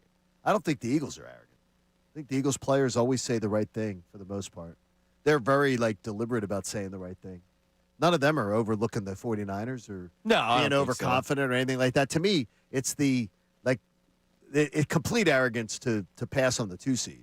Yeah, we don't need it. We're fine. I get what he said at the end, the uncharacteristically bad day by the team, because that's what I said last week. Like, if they have one slip-up game, we could be in trouble because Well, I don't see the offense winning them games. Then don't slip up. And I don't think it happens Sunday. I really don't. I feel good. All right, we got a text line. Joe from Media checks in. Now, we squared this away because he was at the Flyers game with us on Tuesday. Yes. It's Joe from Media. He does not work in the media space. But he says nothing to be squirrely about. Eagles cover both the line and the over hits in the game. They win 28-17. ELGSES Eagles. That's still hanging around. Oh, I was going to say, I was like, man, that's, You didn't forget about that already. I don't know. We're taking shots at Mayor Parker. 28-17. Yes. I'd be thrilled. They scored 4 touchdowns. I don't know if it's if I see that. But I don't see it at all. But I think I see a victory like that, like a sort of a margin like that. Yeah, 11 points. Yeah, something like that. Okay. Are you sliding the scale on your app? I might. I'm looking at there is such a trend this weekend. There are 2 trends this weekend that are so big. It comes into my picks of the week big time. Big time. I told you yesterday that Hurts' over-under was 206.5. It's now up to 208.5. Wow. Big difference. Wow, that's a big difference. What do you think the rushing yards are for Saquon Barkley? 78.5. 81.5. 79.5. So you No, guys are Price both is right. you guys I'm are on. both right around no, there. I go to the showcase. What do you think the number is for Jalen Hurts? Saquon's what again? 79.5. Jalen, wow. I'd say 27.5. Jalen 32.5. It is 31.5. Oh, it just went over. Guess right. I think that's low. I want to Really? see. I want to see him around 40. Okay, because he gets one big one, like a 17, 18 yarder. Yeah. On days that he's running, there usually is that one 17 or 18 yarder. All right. That yeah. swings that number big time. Also, if you get into a point where you have an early control over this game, you probably won't see Jalen Well, yeah, running if as they're much. if they're up, they don't even have Tank Bigsby listed on on the rushing yards. All right, receiving yards. Yes. AJ the highest for the Eagles. You have a guess? 68.5. 74.5. 66.5. Oh. Devontae the second highest. 49.5. 52.5. 55.5. And then Dallas Goedert the third highest. 38.5. 31.5. 39.5. So Oh, good job. How do you and I could set lines? Yeah, we're getting there. Well, between the two of us. We could set lines. I think all those are gonna be close. I still can't believe Devontae Smith doesn't have more big games. It's one of my biggest mysteries. Well, thank God he got that 1,000 yards. It's a major mystery to me, man. Like, Devontae Smith is such a good wide receiver. He has not surpassed 60 yards receiving, and this isn't a him problem, right? It's the offensive problem. It's just a lot of stuff to do. Some dropsies late. Do you know the last time he reached 60 yards was? 60. So that's not much. Like, we're talking about Dallas game? That is correct. Yeah. November 23rd was the last time Devontae Smith had at least 60 yards receiving. He had 89 yards that game. Wow. That's crazy. All right, what else we got on the text line? We also have a check-in here from Don from the Northeast who says the key to the game besides Fangio for the Eagles is if they can get into second and manageable instead of second and long. If they do that, I feel confident the offense will put up enough points to win But comfortably. the coaching staff will tell you that, and they still have not figured out how to fix it. They've been talking about how many times have we heard Patullo on Tuesdays? Yeah, we just start our first downs are a problem, and that's why the offense is the way that it is. Well, then figure it out, coach. Like, it's been all year. You guys suck on first down. That's impossible to suck with a good football team. Well, if you yell at him like that, he's not going to listen to you. No, I hope he does. Somebody needs to yell at him. No, but if you yell at him, he's not I don't think his gonna buddy listen. does. I don't think his best friend yells at him. Well, I don't think that happens. I think they have the friendship where he tells them everything's okay when it's not. Oh, come on, buddy. They're too rough on you. The best friends tell you when you're crap. All right, coming up Wait next. a minute. Are those eggs on your desk? No. Your best friends? Those Don't are do me. that. Coming up next, are we missing something? Yesterday, I told you about the article that did not include the Eagles as a top 3 defense in the playoffs. Dumb. I'm going to go another step further with another article next. It's Kincade and Salciunas here on 97.5 The Fanatic. Now on 97.5 The Fanatic Sports Update. Williams practices for the Niners. I'm Connor Thomas, and the Eagles have reached the 2-day point ahead of their matchup with the 49ers in the wild card round in the NFC playoffs. Sunday, 4:30 at the Link. And the Birds got a good injury report again yesterday. The only player whose status looks to be in major question was backup O-lineman Brett Toth, who was out yesterday. Landon Dickerson did not practice, but that was just rest-related. But the Niners got a big boost to their offensive line tackle. Trent Williams returned to practice in a limited capacity. Ricky Pearsall still did not practice for them. Tim McManus of ESPN joined Unfiltered yesterday to give his thoughts on the game. Here's what he had to say about the Eagles' offense. This is an offense that really hasn't been able to find its footing all season long, and they still haven't shown us what they are. So that leaves them vulnerable. The good news is that they're going up against one of the worst defenses in the NFL. Nick Sirianni meets with the media today at 11:50 a.m. Flyers fell to the Leafs 2-1 in overtime last night. Travis Konechny, the lone goal for the Flyers. They're off till tomorrow. Sixers play the Magic in Orlando tonight at 7. You can hear that game live here on The Fanatic. Phillies have a meeting with free agent Bo Bichette Monday for Matt Gelb of The Athletic. Kevin Burkhardt, who's on the call for Fox this weekend, will join us at 8:05. Rob Guerrera for the 49ers perspective at 9:05. This update is brought to you by the Crohn's and Colitis Foundation. The Crohn's and Colitis Foundation has been at the forefront of inflammatory bowel disease research and care for over 50 years. Learn more about research, education, and support at Crohn'sColitisFoundation.org. I'm Connor Thomas for the home of the Sixers, Flyers, and the best Birds coverage, 97.5 The Fanatic and 97.5thefanatic.com.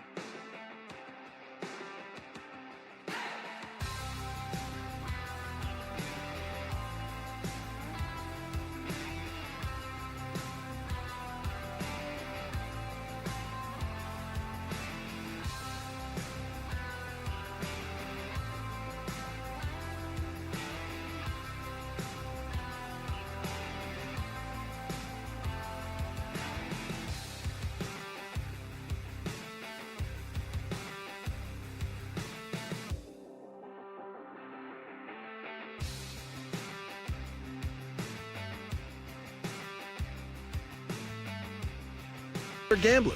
Forgive me if my age is the reason why I did not know this. What is that? I will go deeper into the story coming up later on this segment, but was there ever talk of an island getaway with Randall Cunningham and Whitney Houston? Yes. All right. Yeah, there was. I never heard this story. No, till Randall just now. Randall and Whitney were romantically linked, but there was never really any true confirmation to it. Well, Oh, really? I will get into that coming up I later love on it. this segment. Because that was a big deal. It's actually on the All the Smoke podcast with Matt Barnes and Steven Jackson is actually is really good. They've done a really nice good job. podcast, and they had Randall on yesterday, and they brought up the Did they Whitney really? stuff, and he spoke about it. So Okay. I will tell you more about that coming up later on this segment. But obviously, we have some pressing matters to get to here.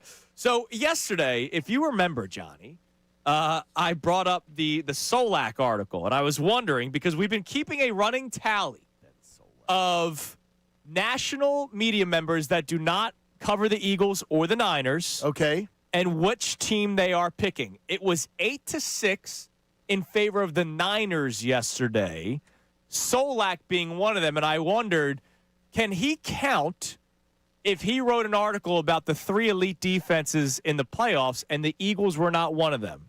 It was the Broncos, it was the Texans, it was the Seahawks. By the way, all three of those defenses are great. but, you could have done a fourth. You could have top 4 defense. No, the Eagles, you can't mention those teams and not find the Eagles. Because here's why I say that. Because there's no fifth team. Right. There's no fifth team that you could make an argument belongs in that same argument. The Eagles are right there with all of those teams. In fact, they're better in some of the categories than the 3 teams you mentioned. Right. And so I was wondering, do we have to take them out? But, we won't.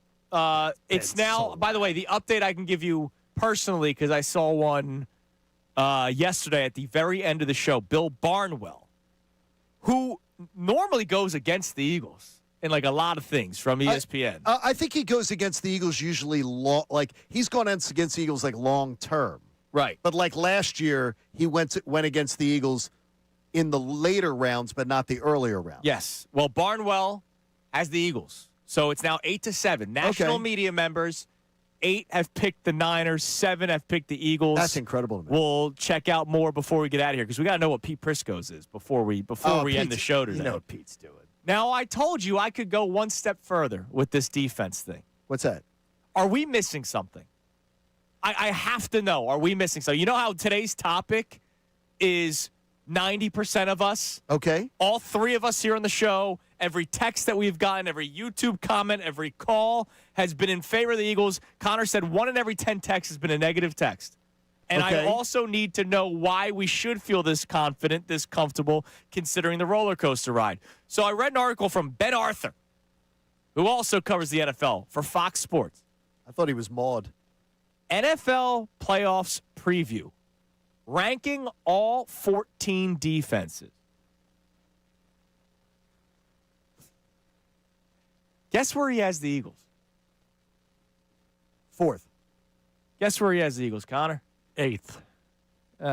6th. Okay, so split. Connor, you and I are splitting the difference all day today. Just hit the medium. To say the Eagles are the 6th best defense Is ridiculous. going into these playoffs. Who are the 5 ahead is of him? asinine. Okay, no, wait. If he says Texans, I'm not going to say if he believes the Texans defense is better, I'm not going to argue. He has them at numero uno. Okay, I'm not going to argue with the Texans. I don't think that's All fair. right. If he says Seattle, I'm not going to argue with him. He has Seattle at 2. Okay. Now I got to hear 3. Chicago? No, Chicago's defense. Chicago can't. They turn the ball over, but they stink otherwise.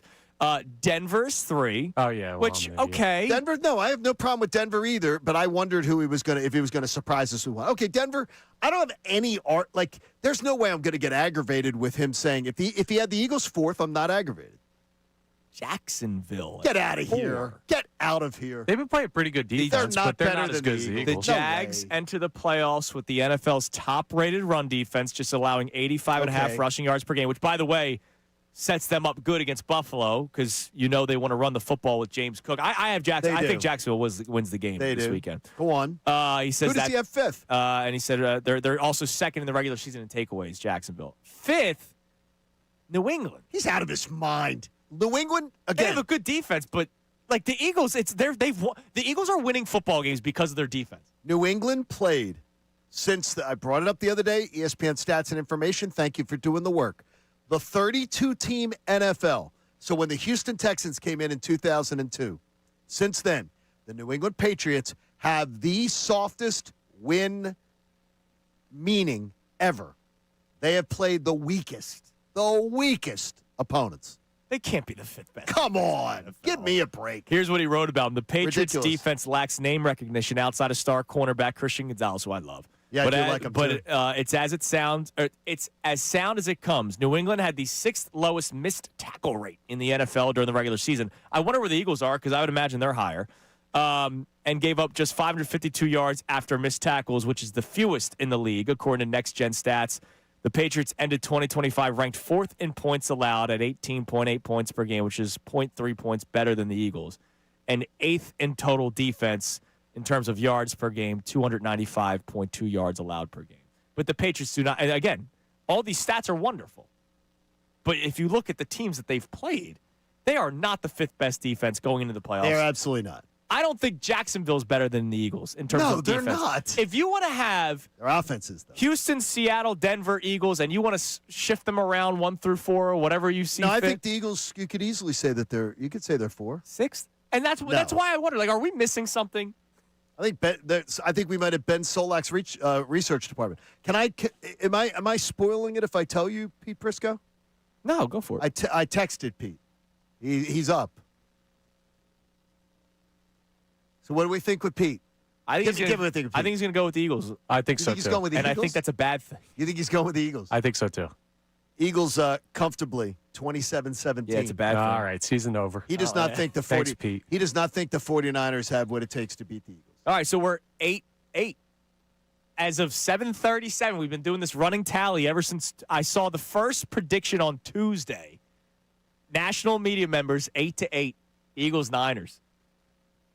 All right. What do we got on the text line? Oh wait, no, I'm sorry. The Randall story. So Randall was on the All the Smoke podcast again with Steven Jackson and Matt Barnes, which is a great. They do a great job. Matt Barnes, I think of it's course, a really interesting podcast. famous for hitting me in the face with a piece of gum. Ooh, that's sort of filthy. Right in my forehead. Randall told the story. He was a guest on their podcast, and he says it was on the height of his career. Like this Okay. is when he was with the Eagles, and It was. You know, he had the candy bar, right? He did. He's everywhere. And he asked Whitney Houston's publicist, "Do you think she'd go on a date with me if I asked her?" And the publicist said, "Yeah, go ahead, ask her." So they hung out a couple of times at parties before he asked her for the date. His date idea, you guys know what it was? No. The date idea wasn't, "Hey, 2 for $20 at Applebee's." 'Cause No. That's what I was doing. "Do you want to fly to Antigua with me?" Well, that's a little presumptuous. She said yes. Wow. And the owner of the Eagles at the time, Leonard Toes? No, I mean Norman Brayman? "You can borrow my jet." Norman Brayman, and he's the cheapest ever. So Randall and Whitney had the team jet fly them to Antigua for a little weekend getaway. It was during preseason. What? They let them miss a couple days of training camp. I guess they had an off day scheduled. They go out to Antigua. You know, they have a couple of meals. They spend some time on the beach. He said nothing big. Wait a minute. Is that a date or is that a... Seriously? He said we just went to dinner and hung out. Nothing crazy. 2 rooms? I don't think. Hey, Connor, is that a 2-room situation when you take a private jet to Antigua? Brother, Hell if you no. think I've ever even considered playing in that league, you're insane. No, what if... No, I don't seriously. know. No, come on. Detective. Detective. I can Whitney Houston and Randall Cunningham. Is that 2 rooms? That's a 1-room getaway. I'd imagine. That's really I don't know. presumptuous. Unless they're both saying, yeah, absolutely.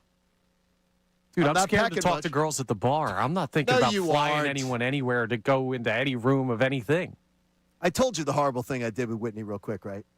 We Yeah, were at the in Hollywood, staying at the hotel where she had ended up passing. And we got put on the floor where the hotel room where she passed. And they walled it up. And so we passed it every time, and my wife was a little freaked out by it. So one night when we went to bed in the room, I got my phone and played I Want to Dance with Somebody very low. And she said, "Do you hear something?" I said, "What? No, I don't hear anything." And it was Whitney Houston playing. She goes, "I swear I hear Whitney Houston." I said, "Would you stop?" Messed up, man. Would you stop? And then I played another one.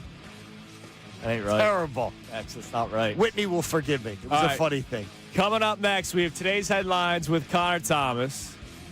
But before that, dream with me for a minute. It's Kincade Salciunas, 97.5 The Fanatic. All right, let's talk about that FanDuel Sportsbook app because they are giving you profit boosts every college playoff game day. That means more chances to level up your picks and turn big moments into even bigger wins. Good teams win. Great teams cover, and that's what the Canes did yesterday. That 3.5-point spread go into it. They beat Ole Miss by 4. I have Oregon winning today against Indiana. You could ride with the favorite, you could take a shot on the underdog, or you can build a parlay, then apply your profit boost and go for bigger winnings. FanDuel is the best place to get into the football action all playoff long, and when you win, you get paid instantly. And what you can do is, once you get paid, if you took Miami yesterday, you could immediately bet who you think would win the title game. Get a futures bet in. Visit FanDuel.com/Fanatic. That's FanDuel.com/Fanatic to get your college football playoff profit boost today. You got to be 21 plus, present Pennsylvania, opt-in required. Bonus issued as non-triple profit boost tokens. Restrictions apply, including any token expiration and max wager amount. See terms at sportsbook.fanduel.com. Gambling problem? Call 1-800.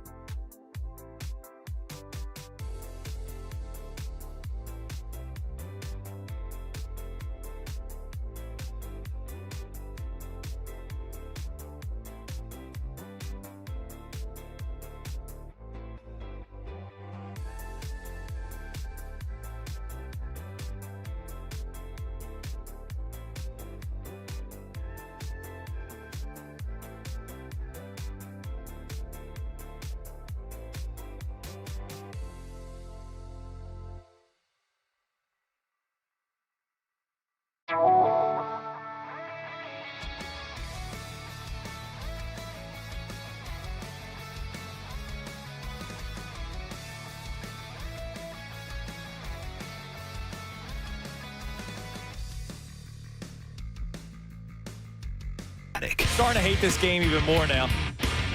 We had Pete Prisco take the Eagles. How about this one? Uh-oh. What? This gives the Eagles the lead in national media members for the first time at 9-8. Okay. The 49ers are going to make the exit for my money. You know me, I've been pretty steady that I'm not a believer in the 49ers and what they are. I believe what you saw last week. If the coaching can't carry them through and Shanahan can't have a great game plan, I don't think that Jimmy and Joe's are up there with some of the upper echelon teams in football. I'm going to say it's an ugly 20-14 win by the Eagles. Now, if the Eagles can run the ball a little bit, I can see it being 30-14 because that's been their biggest, bugaboo this year. That was Chris Sims taking the Eagles. I don't like it. I need the haters to stay on that side. So now it's 9-8 in favor of the Eagles. Well, Chris Sims and Pete Prisco. Yes. No, I don't like this. Chris Sims doesn't hate the Eagles. Chris Sims hates Jalen Hurts. He believes in the Eagles. No, He he picked against the Eagles a lot last year. Because of Jalen Hurts. It was always. So I mean that he picks against. Well, today he's picking the Eagles with Jalen Hurts. So 9-8. 9-8 running tally. National media members in favor of the Eagles. All right, before we get to today's headlines, dream with me. They signed Bichette, the Phillies. Again, if you missed it yesterday, Matt Gelb reporting that there will be a meeting between the Phillies and Bichette on Monday. Journalism went a step further, found out that he was not going to meet with anybody. Well, I stole that from the Toronto newspaper, so. That's journalism these days. All I did is Google. Journalism is just as simple as that he was not taking meetings. And by the way, nothing screams we're really serious about this than a Zoom meeting. Well, he's on his honeymoon. I mean, seriously, that's all I'm saying. I don't know if that's true or not. I don't know if it would be Turner Harper or Turner Bichette. I could see it being any way, but you know that the Phillies love doing the left-right thing. I would love this so much. Oh, my gosh. So I'm going to go with the Turner Harper side of things. Turner, Harper, Bichette, Schwarber is your 4. Oh, my gosh. Then I'm so much happier. Then you go with Garcia as your 5-hole hitter, and you and you deal with the strikeouts because he's at least your 5-hole hitter. Yes. Marsh would bat 6th for you. Well, yeah. Stott Sosa, because I'm going full platoon this year. I'm not even messing around with it. No, I'm going full platoon. Full-time platoon. I've seen enough with Bryson Stott. Full-time platoon. So that's your 7-hole is the Stott Sosa, unless you want to move Sosa up ahead of Marsh. Okay. Whoever the catcher is. No, I'm not moving Sosa. Well, you might. Okay. You can play with it. Okay. Whoever the catcher is at 8, because you're not. If you don't bring back JT, you're going to get. I'm fine. A guy. I'm fine. Right? Fine with it. And then JP Crawford's your 9-hole hitter. Justin Crawford. JP's in Seattle. Justin Crawford. Justin Crawford. Yeah, you don't need another shortstop. Crawford. They have too many shortstops. And then Justin Crawford. That's a nice lineup. No, I look, it's a better lineup. Yeah, just throw in Soto and Ohtani and. No, it's a better lineup. That's what I like. I'll wear the propeller hat if Bo Bichette signs with the Phillies. All right, there it is. Okay, there we go. You finally, It's you not- finally it's said not something. happening. No, Connor. You finally said something on the show. Connor, I agree with you as far as I'm a believer that this is the fact that it was Dave Dombrowski's the guy who carries a lot of the water for Dave Dombrowski's stories. Like, oh, the Phillies are in on all these Japanese players. And it's like, the Phillies weren't in on these Japanese players. They weren't in on any of them. Well, this time it's real. They weren't in on, like, really? It is time now for today's headlines with Connor Thomas. Today's headlines with the Connor Thomas. Brought to us by who? Our friends over at Lundy Law. For over 70 years, Lundy Law has been fighting for injured people. If you need them, remember the name Lundy Law, your injury lawyers. Visit lundylaw.com. That's lundylaw.com. We got bar beef, ladies and gentlemen. What? Have you guys seen what's been going on in the Philadelphia bar scene with the upcoming game this weekend? Ladder 15 said no, right? Yeah, so Ladder 15, a bar in Center City. I've been there a couple times. Nice place. They were reached out to by a 49ers fan representative who says they could have like 150 to 200 people coming for a watch party. And Ladder 15 said, no, thank you. We're Birds fans till the end. We're not doing it. Yeah, they wanted to have it Saturday for them to, like, watch the games and have a rally. Yeah. Yes. The day before. Well, you know a spot that's available. The Hard Rock is open. The Hard Yes. Rock. But can the Hard Rock do it again where they host the team that gets spanked? They can have the Hard Rock. Now, my but- daughter says that they could use the business. Yeah. She's walked through it a few times. I'm But sure. Ladder is now getting flooded by one-star reviews by Niners fans who are upset that they won't host them. We got a whole bunch of bar beef going on. If you're a bar in Center City, close out Niners fans. Yeah. Look, the 1-star reviews, people know Ladder. They're going to go to Ladder. I'll personally buy a beer at your establishment if there's public ignorance of Niners fans' requests. I will put that out there. We could do a bar crawl of any bar that shuts down the Niners fans. We'll do the anti-Niner bar crawl. I'm in. I'm just waiting twist my arm. I'm just waiting for their Rocky statue stuff. We'll see how that plays out. You guys mentioned this already, but we have our first college football playoff finalist, Miami, taking down Ole Miss last night.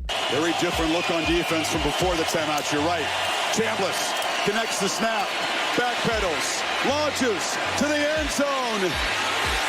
Broken up, and the Miami Hurricanes head home to play for a championship. Do they have any chance? Sure, they have a chance. Yeah, their defense. They're in the game. Their defense is really good. I mean, look, credit to Trinidad Chambliss scoring that many points because that's what Miami's been winning. Miami's like the Eagles. It's run the football and play good defense. So they absolutely have a chance. It was a great game. I know that last call there was very. People are thinking it should have been pass interference. Well, you got to let him play. Swallow the whistle at that point. There are a lot of people that are upset. Probably people that had Ole Miss plus 3.5. No question. Yeah, I mean, absolutely. And check in on Michael Irvin. If anyone out there has his phone number. That dude was going nuts. He's been living it up, which more power to him. Root for the alma mater. I'm just like, take your heart medication, Mike, because he's been going off. I don't know if he'll survive a national championship.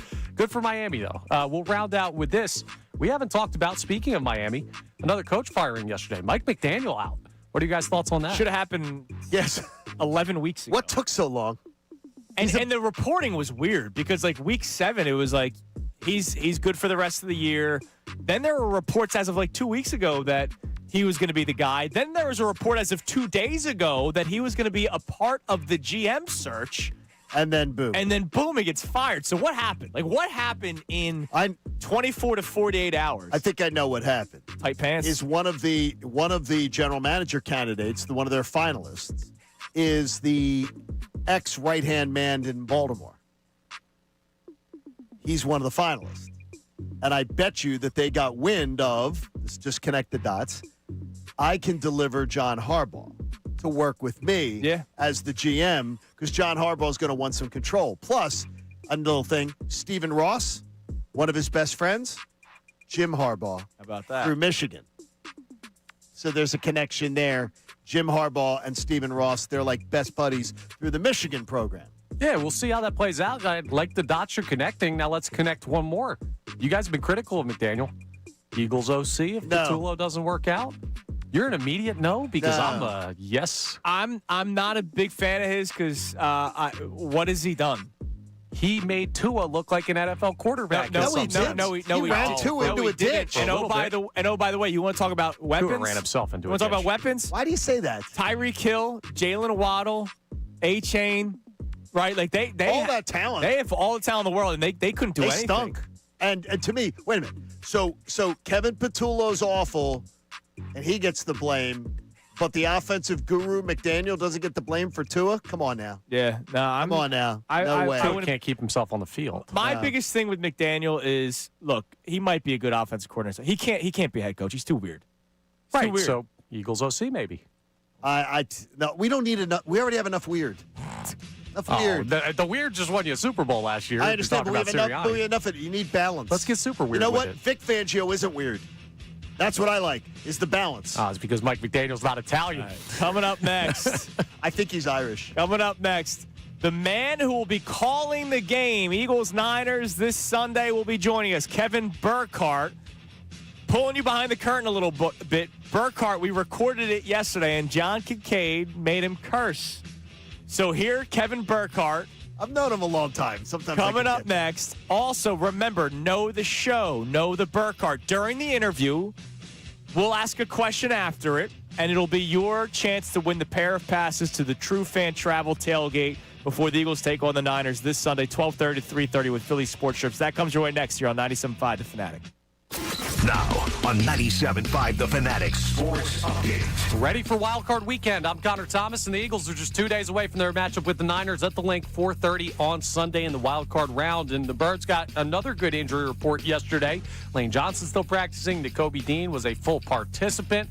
And the only major issue looks like backup offensive lineman Brett Toth, who could miss the game, but that's depth. The Eagles are in pretty good shape. The Niners, well, they're getting into better shape. Tackle Trent Williams returned to practice yesterday in a limited capacity. Ricky Pearsall, though, still did not practice. Tim Kamanis of ESPN joined Unfiltered yesterday, and he gave his thoughts on the Eagles' defense. I think that the Eagles are going to win this game. Vic Fangio is really the key. He seems to have a bead on all of these different teams that bring like the heavy motion. There's a lot of defenses that get tripped up. Fangio's defenses don't.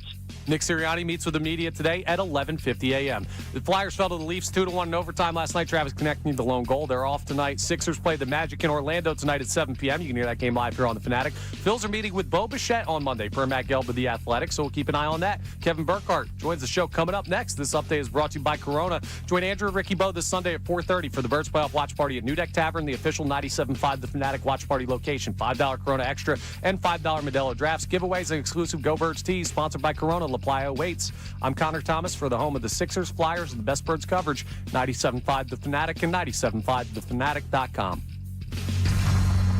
Philadelphia is a sports city full of passionate and knowledgeable fans. Your intelligence shouldn't be insulted with outrageous takes or analysis.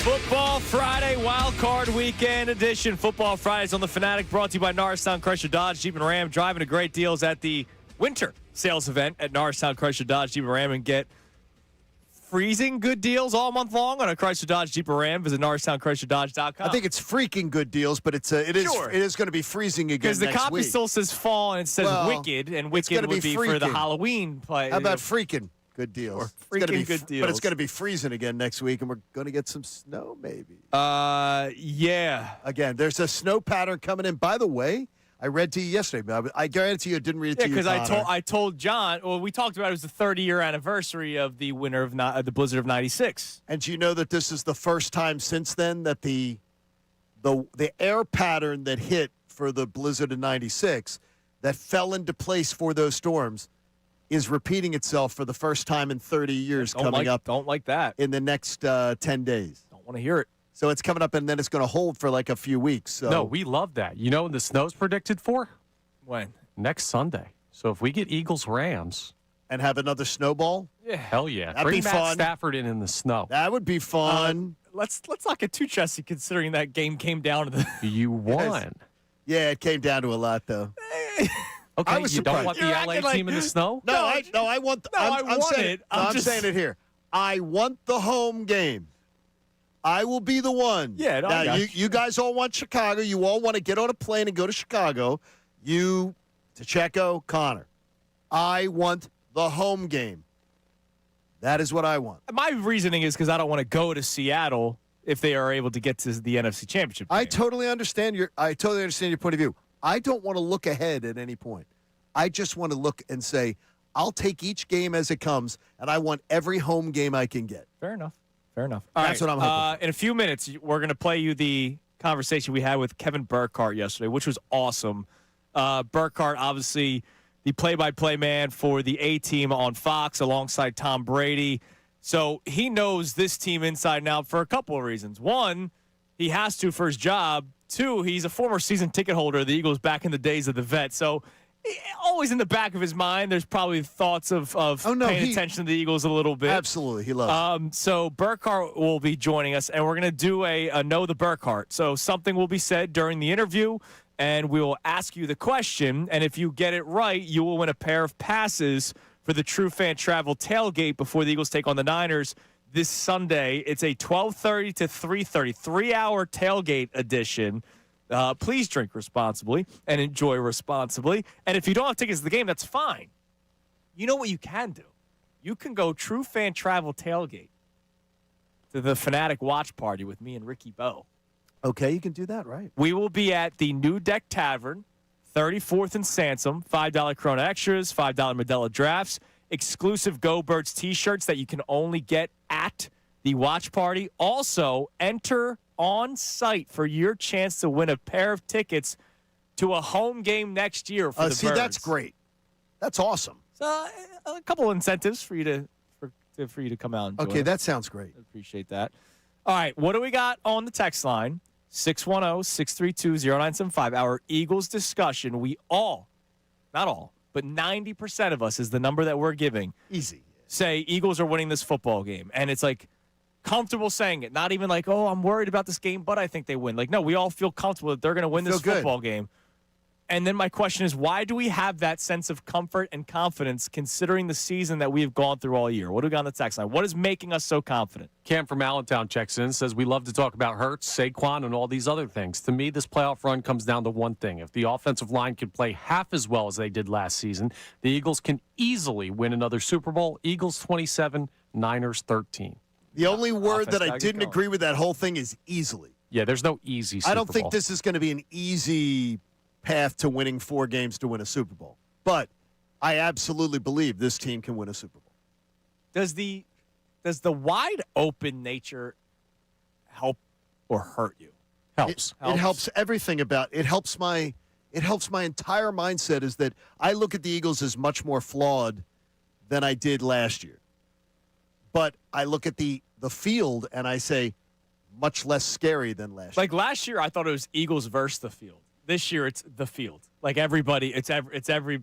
Like I look at the field and I say, I'm fine with it. Yeah, as I the really am 3 fine with seed, it. that's much better, too, because there's a better chance that 2 and 1 get knocked off. Could be. Yeah, absolutely could be. All right. So yesterday we spoke with Kevin Burkhardt, and here was our conversation with him. Joining us now on the Comcast Business Hotline. Every day in business, a big day. Let Comcast Business help you move forward with what's next. Because the Eagles are so good, we get to hear this man often during the regular season on America's Game of the Week. He, of course, is the play-by-play man alongside Tom Brady. Joining us now, the great Kevin Burkhardt. Kevin, good morning.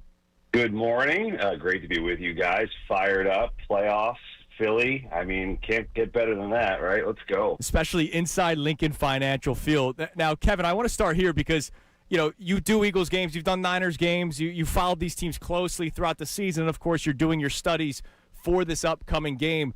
It's kind of like two totally different stories. The Niners come into the season with the easiest strength of schedule. The Eagles have one of the more difficult schedules, and yet here we are, first round of the playoffs. These two teams are facing off.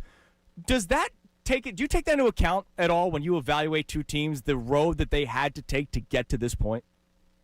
I mean, I think that's part of the story for sure. I mean, and they have been different. I mean, I think obviously, there's been a lot of flack about the Eagles' offense and things like that. But the bottom line is they win.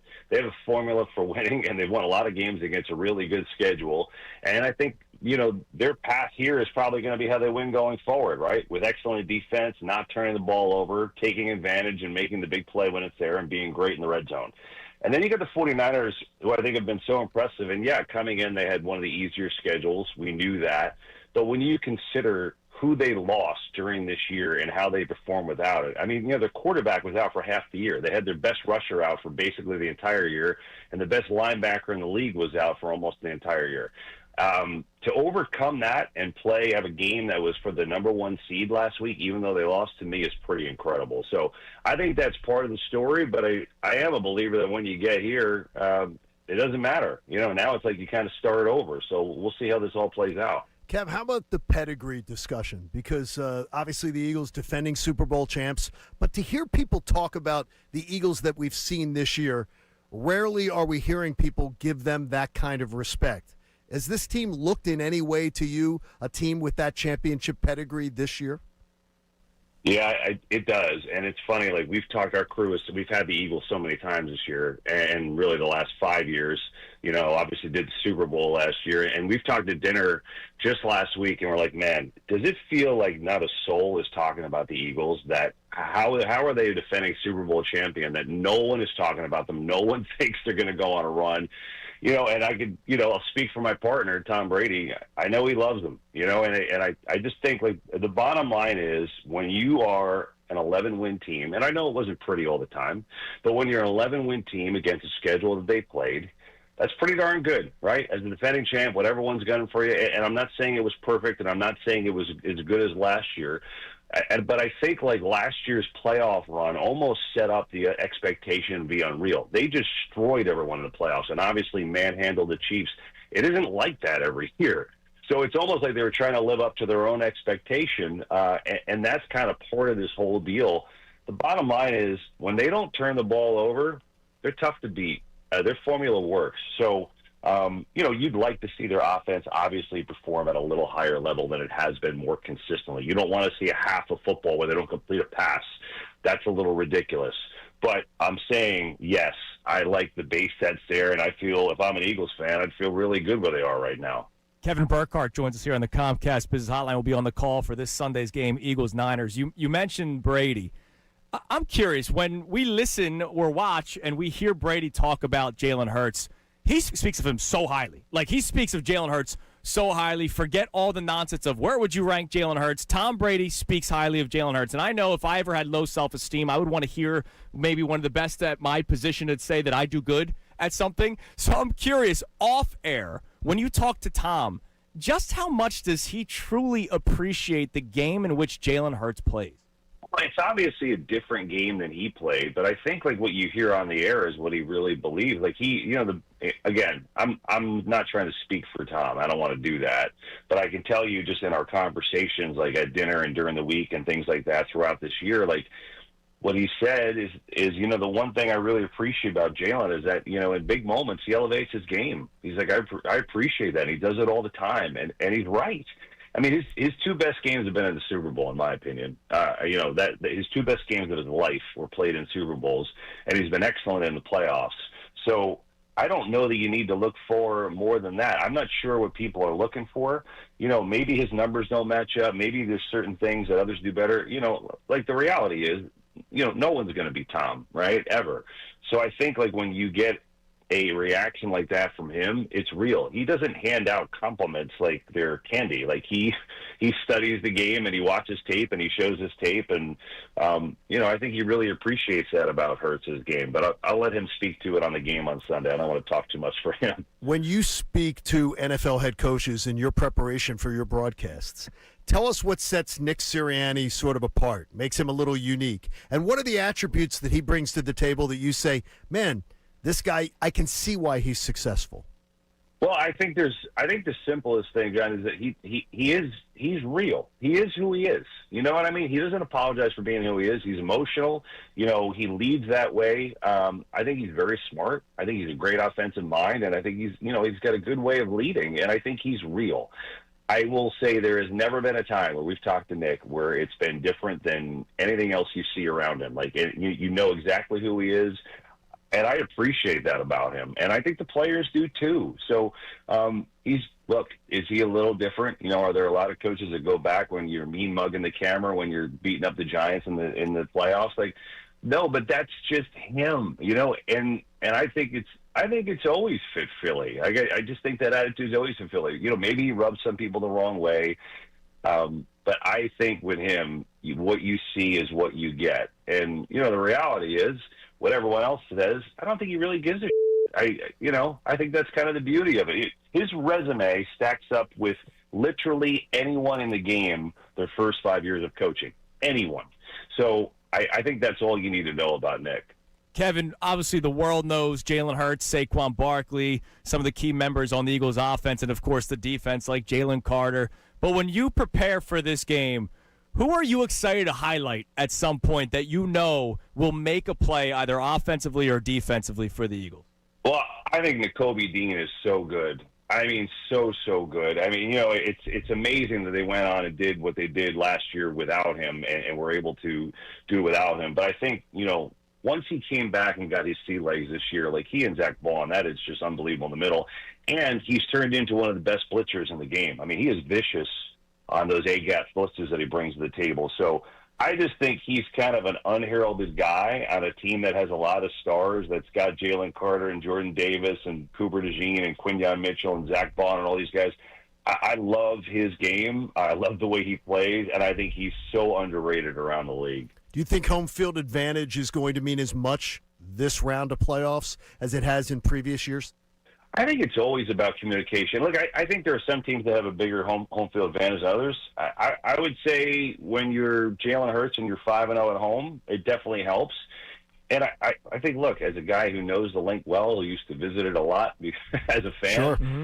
It is loud. It is a great home field advantage. But, the thing is where it really comes into play is the communication, right? So, to me, if you're looking at home field advantage in this game, the 49ers are a team that always wants to play in front and bully ball you, right? That's kind of their MO. It has been under Kyle Shanahan.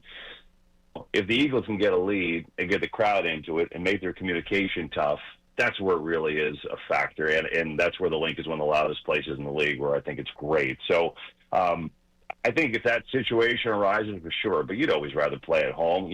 Come on, especially in South Philly. It's the best. When you first came on, you talked about how nobody is really talking about the Eagles. So when you look at the NFC playoff picture, before we even get to the big dance, who are some of the teams where you think, all right, that's the team that probably deserves the most respect in the NFC playoff? Because to me, it feels wide open. Well, I completely agree. I think it. I would say this. I won't be surprised if anyone wins it. Now, maybe a little bit more shocked if, say, Carolina wins it because they haven't had the same resume as some of the other teams. But, I think it's wide open. Look, Seattle's defense has been completely unreal, and Darnold's had a nice year, and they've got a good formula, and they rightfully earned the number 1 seed with Seattle. I've thought for a lot of the year the Rams were the best team in the NFL, and they obviously lost that game at Seattle and then kind of stubbed their toe after that, and they don't go into the playoffs as hot as they were. But I think top to bottom, and with Matthew Stafford as your quarterback, to me, they're dangerous every single week, and that's a team that I wouldn't want to play. But I totally agree. I don't know that there's a team that really from either side that if they get to the Super Bowl, I'm like, man, I am just stunned that they got to the Super Bowl. I mean, would you be surprised if the Jaguars got to the Super Bowl? Maybe just because it's Jacksonville. But I think in reality, when you dig in and watch their games and see like how good their defense is and what Trevor Lawrence has done, it wouldn't be. So it's just a little different because it's some new blood. I mean, the Eagles are the only team that repeated division champs, so it's like all these teams that maybe you didn't expect. I don't think a lot of people expected Seattle to be the 1 seed, but I think it's open too. I really do, and especially this first round. You look at Chicago, Green Bay. Chicago's been amazing. Obviously, they came to Philly and ran all over them. They've earned the 2 seed, but they got to play their fiercest rival in Green Bay in the first round. And we did both those games, and both games came down to the final play of the game. And that Saturday night broadcast was awesome, by the way. I texted you that next morning. Yeah, thanks, John. It was a lot of fun to be a part of that one. But I just think there are so many heads or tails, and that's why, the defending champs, we know how to win games. We've won a lot of playoff games. I think you got to feel pretty good. You realize, though, you, in an improvisational call of a game, gave Philadelphia a named play that will be talked about for generations. The dagger is a thing now. It will forever be a thing here. And that call in just you just calling a play, the dagger is a thing here forever. And that's a pretty big honor on your part. It was a beautiful call of an amazing play, and I want to give you credit for that. Well, I really appreciate that. It's really kind. I will say, you do these games every week, and you're fortunate to be a part of these games, and obviously really fortunate to be a part of a couple Super Bowls. But that was pretty special. And, obviously in the moment, not thinking about like, oh, let me have a signature call here. You're just kind of calling the game. But I got a lot of text messages, especially from people in the Philly area after the game about that call, and especially when you hear later that it became kind of the name of the play. It's pretty cool as a kid, who grew up going to the vet. To kind of have that. So I won't even give you the fake cliche answer, John. It's pretty neat. So I appreciate it, man. That's awesome. Kevin, listen, man, we appreciate the time. Enjoy the game on Sunday. You and Tom Brady have done a tremendous job the last couple of years. Kevin's the handsome one, by the way, when you see the 2-shot. Yes. He's the handsome guy. Hopefully we see many more weeks of you and Brady throughout this playoff run. Hey, give us a few more. Well, we don't have the Super Bowl this year, but I'll take a few more, so we'll see what we can get, right? We appreciate it, Kevin. Thank you so much, and we'll talk to you again soon. All right, there he was, Kevin Burkhardt on the Comcast Business Hotline. Of course, every day in business, big day. Let Comcast Business help you move forward with what's next. It was great catching up with him. Such a good dude. He is very, very good at his job. I love that you brought up the dagger. Because, I mean, to put a signature on a play, and he just did it off the cuff. Yeah. That's an off-the-cuff call that becomes something that your grandchildren will know what the dagger was. So later on in the 8 o'clock hour, I did not even tell you that I was doing this. You were wondering where I was before the show. You thought I was using the facilities for a very long time. Well, sometimes it takes a little longer than others. I was not using the facilities. I was using the studio where we actually recorded that interview, where I stunk up the joint because of my 5-mile run beforehand.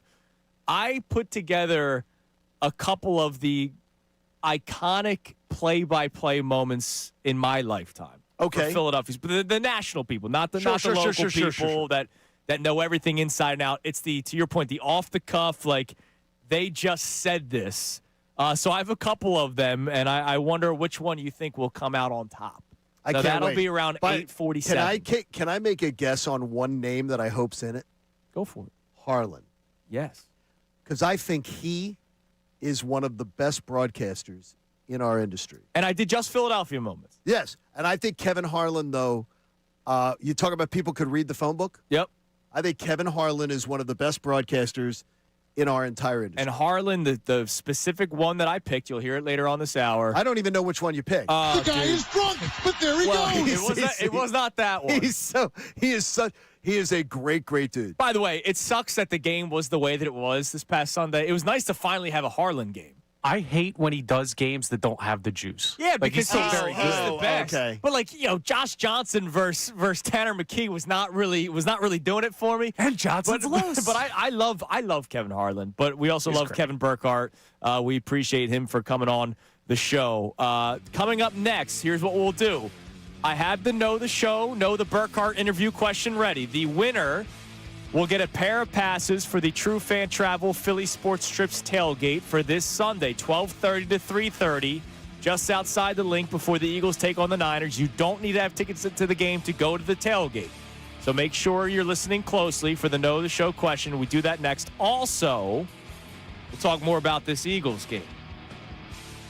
Win in advance, but does it matter how they win? John Kincade called himself stupid in an email. I did. I can be very self-aware. I don't know why, but we'll find out next. Kincade Salciunas, 97.5 The Fanatic. I've been talking about it a couple of times this week. And I mentioned the tailgate. And then when the tailgate's done, if you are not going to the game and if you need a place to go and watch the game, why not join Ricky and I? By the way, we saw Ricky yesterday. All was good. You know, there was no... Ricky blocked Talico. Yeah. The Twitter's one thing, but there was no threats of spillage when we saw Ricky yesterday. Ricky and I will be at the New Deck Tavern this Sunday, 4:30. Kickoff until the end of the game for the official 97.5 The Fanatic watch party. Yeah, it might be miserable outside. Actually, it's not going to be too bad on Sunday, but you know, with Corona, you got the beach day vibes, and this is going to be what's going on inside New Deck Tavern. $5 Corona extras, $5 Modelo drafts all game long. Eagles playoff football we know is not for the faint of heart. Neither is week 1 or week 2 or week 3. But when the game gets intense, that's when Corona steps in. So take a breather, kick back, reset with a nice cold Corona while soaking in those easygoing beach vibes, even in January. And, of course, extra incentives for you to come out. We have exclusive football prizes like tickets to a home game next year. Also, limited edition Fanatic Kelly Green Go Birds t-shirts that you can only get at the watch party. So come on out. New Deck Tavern. They have wall-to-wall TVs, a killer menu, and a crowd that brings energy from kickoff to the final whistle. I've been to New Deck many, many times in my years, even going back to when my sister was a student at Drexel. So grab your crew, escape the cold, and join us this weekend. New Deck Tavern, the official Fanatic watch party location, sponsored by Corona. La Playa awaits. Now on 97.5 The Fanatic Sports Update. Opportunity for the offense. I'm Connor Thomas. The Eagles just 2 days away from their matchup with the 49ers in the wildcard round of the NFC postseason, Sunday 4:30 at Lincoln Financial Field. And the Birds may have some opportunity for the offense facing that San Francisco 49ers defense. Tim McMahon has talked about the struggles, but also the chance they have. This is an offense that really hasn't been able to find its footing all season long, and they still haven't shown us what they are. So that leaves them vulnerable. The good news is that they're going up against one of the worst defenses in the NFL. The other good news is that the Eagles should be healthy to do it. Lane Johnson and Nakobe Dean both practiced again yesterday, but the Niners got a big boost as well. Tackle Trent Williams was back at practice for them in a limited capacity. Ricky Pearsall still did not practice, so we'll be looking at maybe a weakness of wide receiver for them. Nick Sirianni meets with media today at 11:50. Flyers fell to the Leafs 2-1 in overtime last night. They have the night off tonight. Sixers play the Magic in Orlando tonight. 7 p.m. tip-off. You can hear that game live here on The Fanatic. Phils will be meeting with free agent Bo Bichette on Monday per Matt Gelb of The Athletic. Something to keep an eye on there. Don't miss Rob Guerrero joining us coming up at 9:05 for the San Francisco perspective on Sunday's game. This update is brought to you by the Positive Coaching Alliance. Questions about youth or high school sports? Positive Coaching Alliance can help. PCA, a national nonprofit organization, develops better athletes and better people through youth and high school sports. Info at positivecoach.org. I'm Connor Thomas for the home of the Sixers, Flyers, and the best Birds coverage, 97.5 The Fanatic and 97.5thefanatic.com.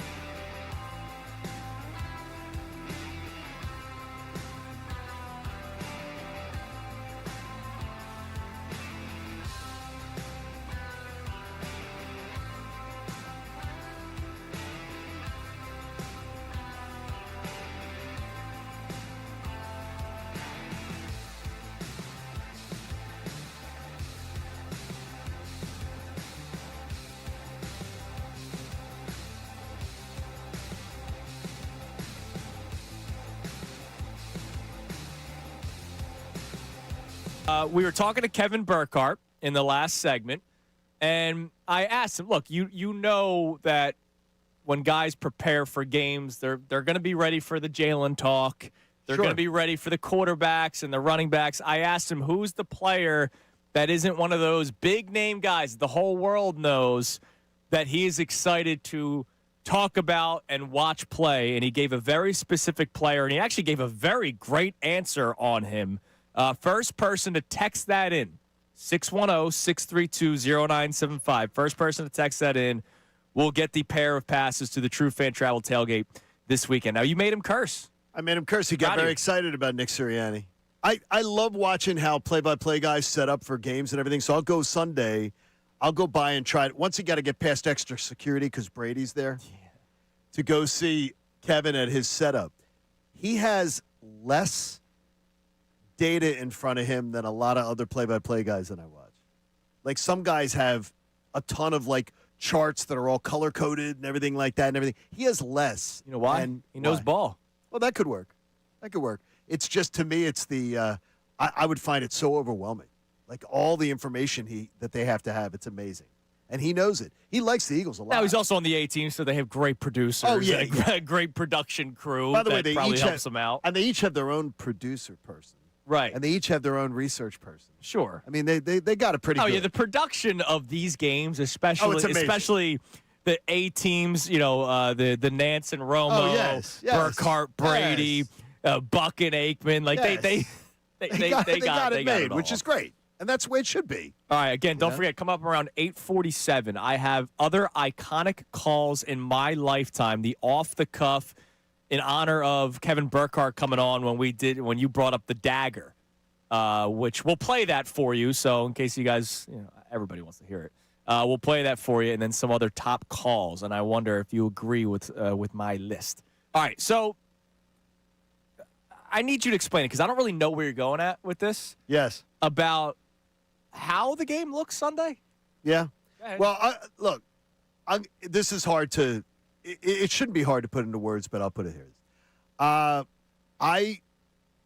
This game is going to influence so much of where I think the Eagles can go. Like, when I watch it, if the Eagles go out there and they look great, and I mean it looks sleek, and they beat the crap out of the 49ers, it's going to influence so much about their long-term viability of where could they put together 3 more wins and get us to another parade. And I'm here to tell you, even though I know that in my head, I know it's going to influence me. That's stupid. That is flat out stupid. Because just looking back at last year, the Eagles, if you look at each game in its entirety, their worst effort was against the Packers. Sure. Their second worst effort was against the Rams. Their third worst effort was against the Commanders. And their best effort was against the Chiefs. So I know going in that I already have a flawed premise of how I'm watching the game. But I'm just being honest with the audience. I can't help myself but say, if Kevin Patullo and that offense, they go out there and the Eagles win this game 27-3, and they just steamroll the 49ers, and the offense has Jalen has a rushing touchdown and 2 passing touchdowns, and AJ gets his and Saquon gets his, then I'm going to be saying, dude, this looks great. Yeah, and I think each that's fair. week. But each week of an NFL postseason means nothing. So earlier in the week, I said to you, when you said just 3-0 matters. Yeah, I just want to win. 3-0. I think 3-0 is an exaggeration. Sure. I think you're. I think you're making. No, I think you're making the point. I think you're making a. Right there. That's an exaggerated win point. in advance. You get it. The win in advance, though, you can't scoff at it, because last year the least impressive game the Eagles played was Wild Card Weekend. Yeah, and they won in advance. And they won a Lombardi. So the easiest opponent they faced. But I get what you're saying, because, again, there's been one major flaw of this team, and it's the entire offense, right? Like, not, hey, the ground game hasn't been great, but, man, they've been throwing the ball well. Like, no, the entire offense has sucked. I've said sucked. This offense sucks, has sucked way too much this year for my liking. Way too much. Considering the players that they have, the talent that they have on this roster. But And that's why I come back to Patullo every single day, and I don't understand how shows like Unfiltered still defend the guy. But isn't it hypocritical of me? No. Look, you don't think so? No, it's dumb of you, but that's not hypocritical, right? There are Okay. a lot of texts. Think about how often we hear from fans and folks that root for the Eagles big time in this town that have just completely unbased opinion of, I feel this way. Sometimes you get a gut feeling. Sometimes your fandom takes over. You're entitled to feel the way that you do, even if the data from last year tells you that it doesn't matter. And I think part of that is where the bar should be for the Eagles based on logic. So I don't think it's hypocritical. You know me, though, how much I don't give a flip about your feelings. About to me, I don't care about other people's feelings. Yeah, you're anti-vibe check. I want vibe check. Vibe, by the way, is the word I would most like to have seen deleted from the English language. I'm vibed out. Vibe. To me, I care about actual. That's why I'm so confident in the Eagles this weekend. It's just I'm confident. I got Jalen at home. I got Nick Sirianni at home. I got this Eagles crew at home. The championship pedigree. They win in South Philly. I'm very, very confident that this team's going to put together a very, very solid effort and win this game. That's why I don't want to go on the road next week, because I'm very confident of that. I'm not confident of them on the road. I don't know what that's going to face. Yeah. So I think your feelings are fair. Right. You're not a reporter. Right? None of us are. Correct. We are fans who get the opportunity to do this. We've all rooted for this team before we sat behind these microphones. So no question. What you're going to revert back to is what you've always been, which is an Eagles fan. And sometimes that takes over. Dude, you know how down I am. Yeah, but is it a fanboy sort of take you think I'm having? No, I don't think it's fanboy. I think it's just fan brain. Fan brain. Okay. You know how down I am with this team, but if I see a 4-quarter offensive performance for the third time this year, I'll be feeling good Monday morning. Well, no, you should feel good. We haven't seen it, right? Well, you said you would feel good. We had somebody on post-show headlines yesterday who said that he does not believe he set the over-under at, what was it? 5.5 minutes. 5.5 minutes. That Andrew said if the Eagles win 3-0, he would not complain once on Monday. And the post-show headlines person said he'll set the over-under at 5.5 minutes, and Andrew will complain. And you guys I'll take the under. And you guys both took under. And we take the under. And He so said, I already told you. Purposely, he says I will he's purposely go 6 minutes. You're going to complain. I already said. I told you on post-show headlines. Defense would obviously get the majority of the first 6 minutes. They'd probably get 5. And then I'd do like a minute-long celebration of Braden Mann because because he's there. He bleed the clock. He's thinking 6 minutes would be a new record. Dude, for Braden Mann is is the MVP of this team, other than the defense. You're out of your mind. All right, what do we got on the text line? We have a great Braden text Mann here. has changed the way this season has gone so many times. It's unbelievable how Braden Mann has been a savior, and you don't want to give him credit for it. No, I mean, I like Braden Mann. That's a way overstatement, though, but I do like Braden Mann. It's nice that the team doesn't start on the 50-yard line every single time because the offense sure as hell wants them to. We all love the punter. Super Bowl MVP loading for Braden Mann. Bill from Oaks, PA checks in. And you guys will never guess where he's listening from. He's in Pretoria, Antigua. South Africa. Oh, my gosh. Traveling with a group of students from University of Delaware. He's listening on the app and getting a chance to check in. So he doesn't have any bad weather down there, but he wants to check in on the game, and he thinks the Eagles pull out a close one on Sunday. Go Birds. Hello to the ass-kicking chickens over there enjoying their trip over there. Can you ask him, will he be there for the game?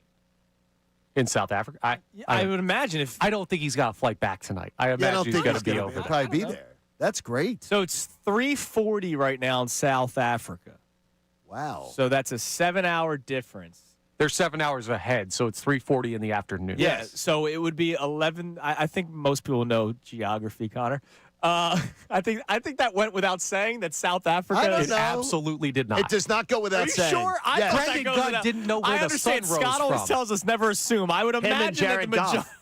Okay.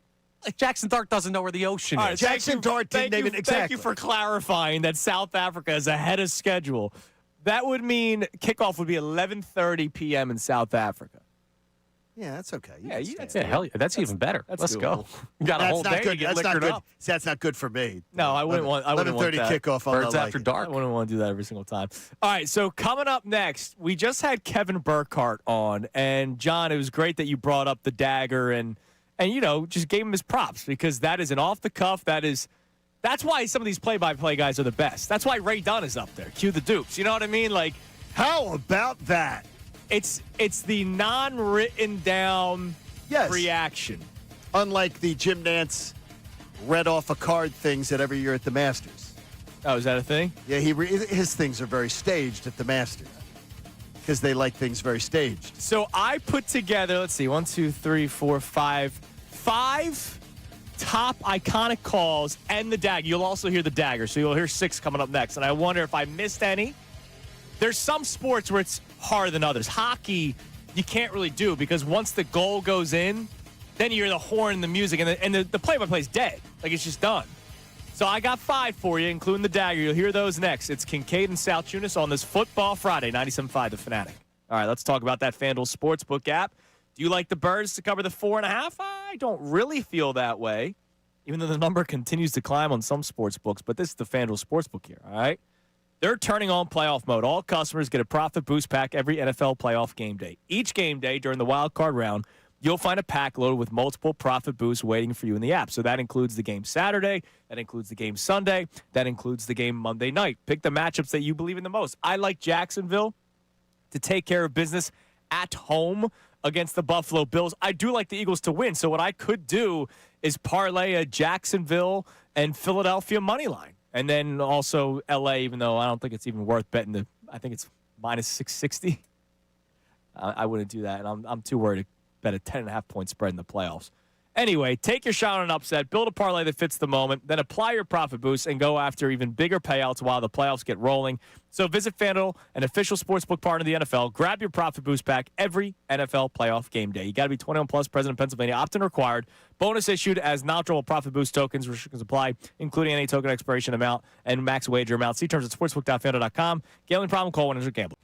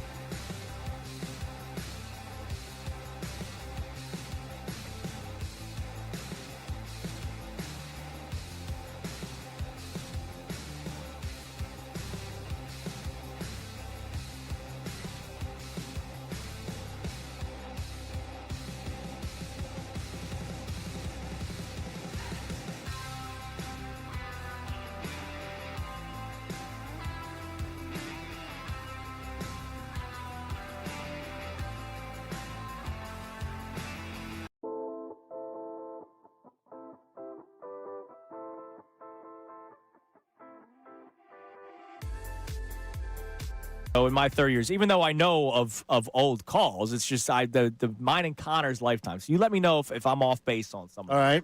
Majority of them are playoffs. But this first one was a regular season game, which is why I want to go with it first, because it had the least meaning of them. But it was an iconic game, one in which I believe you said you missed. It was my birthday. Yes, it was Livia's first birthday then? Here's Joe Buck. And it's a line drive kick. Jackson bobbles it and now has to try and recover. Deshaun Jackson gets a block. Are you kidding? Deshaun Jackson still not in and now in for the touchdown. No flags. Unbelievable. So 2008, December 19th. Yep. My birthday. It was great. Yeah, it was great, Liv's great 7th birthday. Oh, okay. Yeah, Well, you missed that. Didn't you miss it it? wasn't 7th birthday. It was her 5th birthday. But you missed it. Didn't you go to Yeah, we were at American Girl Cafe. I left the Eagles viewing party down in Atlanta. It was 31-10 Giants. Yeah. Great comeback. And you missed it. Unfreaking believable. And I saw it all when I got home. Right. But I was at American Girl. That's the only game I ever turned off. Wow. Now I turned it off for 2 minutes, and I was like, I can't do this. And then you turned went it back on. That was incredible.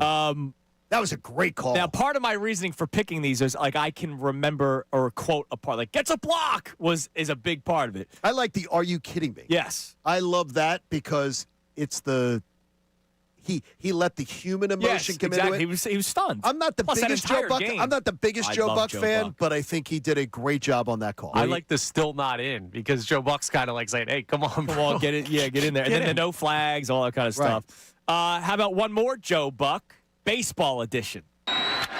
Stairs rips one into the night, deep into right, way out of here, and Philadelphia gets a pinch hit, 2-run shot. And the Phillies lead 7-5 in the 8th. There are Phillies fans that don't like that call. I don't like that call. Why? Because he wasn't Gus Johnson? No, I don't like Gus. Don't ever use Gus Johnson with me because I think Gus Johnson might be the worst. Fan. But I can quote that entire call. I understand.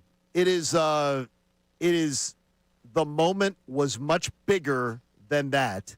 The energy of the call does not match the hit, does not match the moment. Absolutely does not. I thought it was a perfect call. It sounds like the opposing team's radio call of that play. All right, then you'll like this one more. I wrote down Brian Anderson. Sorry, Connor. It was Chip Carey because he does Braves. No, he was doing Fox at the time. I think I know the one. Is this the Rollins walk-off? This was the J-Roll. Yep. It was the biggest swing in percentage of you were going to lose into a win in Phillies franchise history at the time. I got something to tell you about this one after it's done. Go ahead. Line drive, right center field, base hit, 1-run scores. Ruiz around third. They're going to wave him. Here's the throw to the plate. It's not in time, and the Phillies win it in the 9th. I need the Phillies to be good. Okay. Can I tell you something? I'll give it to you, and a lot of people know this already. That's a fake play-by-play call. They redid it. What? They redid it. We can get Chip on during the baseball season. They redid the call from Fox. They redid the call. When? They had to redo the call. Why? For the highlights of it later on. They really did. I'm not kidding you. What was the call beforehand? He hits it. It was sort of botched a little bit. Really? Yeah. He'll tell the story. You know of this? He'll tell the story. Never heard that in my life. He'll tell the story. I will not ruin the story. It'll be a good story. He'll tell the story. We'll get him on when the Cardinals. When we play the Cardinals this year, we'll get him on. And then when I said at the time it was the biggest shift from you were going to lose to win. Major. Right. This one surpassed it a couple of years ago. On the 7th pitch, Harper hits one in the air, left center field, back it goes. Harper, the swing of his life. That call, the swing of his life. Now, unfortunately, Joe Davis ruined it because he keeps using it. Because Justin Jefferson had a one-handed catch like 2 weeks later and said the catch of his life, and I was like, "Yo, dude, you can't." He used it again. You can't use that again. But that was the first time he used it. He used it this year, though. And look, because of purposes of rights holders, obviously Bedlam at the Bank was tremendous. But oh my gosh, we can't play that one. Lastly, you asked if Harlan was in it. Kevin Harlan, it's a shame it was radio because Al was asleep during the Super Bowl. During Super Bowl 52, Al was asleep and clearly had money on the Patriots. This was Kevin Harlan calling the Philly special. 4th and goal at the 1. Foles running up and down the line. It's a direct snap, and it goes to Clement, who gives it off to Burton, the tight end, who then throws in the end zone. Touchdown! Foles caught the ball on a touchdown pass of the yard by the tight end. What did we just see? Holy smokes, 34 seconds to go. The tight end just threw a touchdown pass to the quarterback. He's the best. He's fantastic. And it's a shame that we got stuck with the call from Al is Al's a Hall of Famer, but Al is that was terrible. Al was like, they scored. This doesn't help my bet. People wondering on YouTube why we can't play the Bedlam at the Bank. Go on. You're not allowed to play it. It's the possession of another radio station. You think people know geography? Yeah. See, it's the truth. Well, no, some people don't know the rules of that. Some people don't know a lot of stuff. That's what we tell them. No descriptions, accounts of this game without the express written consent and all that kind of stuff. It's all right. We'll figure it out. The rights holder, whatever. All right, coming up next, Rob Stats Guerrero covers the Niners. What is he expecting this Sunday? Eagles-Niners. We'll find out. Kincade Salciunas, 97.5, The Fanatic. Now on 97.5 The Fanatic Sports Update. The end of Wild Card Week. I'm Connor Thomas, and the Eagles are just 2 days away from their Wild Card matchup with the 49ers Sunday, 4:30 at the Link. We got some games tomorrow as well in the NFC to keep an eye on, but the Birds are keeping an eye on the injury report. Lane Johnson, Nakobe Dean, they practiced again yesterday, so good news for their availability potentially for Sunday. Niners, good news for them too. Trent Williams was back at practice. That's a big help for their offensive line, but no Ricky Pearsall again. We'll keep an eye on his status. Tim McManus of ESPN joined Unfiltered yesterday, and he talked about the Eagles' defense and what they'd be able to get done against the Niners. I think that the Eagles are going to win this game. Vic Fangio is really the key. He seems to have a bead on all of these different teams that bring like the heavy motion. There's a lot of defenses that get tripped up. Fangio's defenses don't. Nick Sirianni will meet with the media today at 11:50 a.m. as we continue to get you ready for Eagles 49ers in the postseason. The Flyers fell to the Leafs 2-1 in overtime last night. Travis Konechny, the lone goal for Philadelphia. They're off until tomorrow. Sixers will play the Magic down in Orlando tonight, a 7 p.m. tip-off. You can hear that game live here on The Fanatic. And the Phils will have a meeting with free agent Bo Bichette Monday, per Matt Gelb of The Athletic. Big-name free agent to keep an eye on as the offseason continues. We're going to talk to Rob Guerrero coming up next for the 49ers perspective on this weekend's game. I'm Connor Thomas for the home of the Sixers, Flyers, and the best Birds coverage, 97.5 The Fanatic and 97.5thefanatic.com.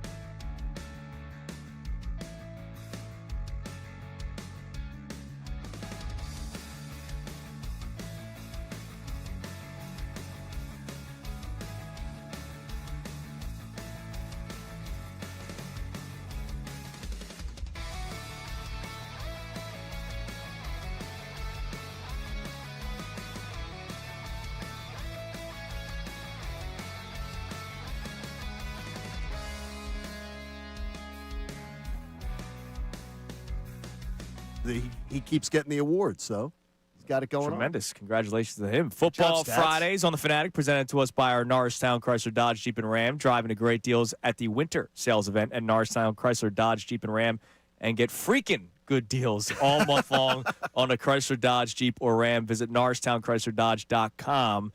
And just like we did with Kevin Burkhardt during the stats interview, we will do another Know the Interview for the second pair of passes for the Philly Sports Trips True Fan Travel Tailgate, which is in the H lot, just outside of Lincoln Financial Field, Xfinity Mobile Arena side. I'm still getting used to saying that. The Exmo side, just steps away from the link if you do have tickets, and if you don't, well, it ends at 3:30, so you have plenty of time to get to your next spot responsibly.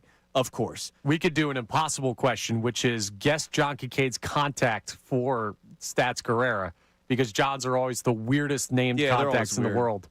But it's in my phone. It's Guerrera Stats, all one word. As just the first name. I never understand. That's because I have the problem, and the reason I have to do that is it would normally just be Guerrera, but if I have too many, I know other Guerreras, so I have to have it be Stats, so I know I've got Starrera. So I've got an interesting cat, John Kincaid. There you go. Yes, that is absolutely true. All right, our question today, it's 610-632-0975. Have a text already, Connor.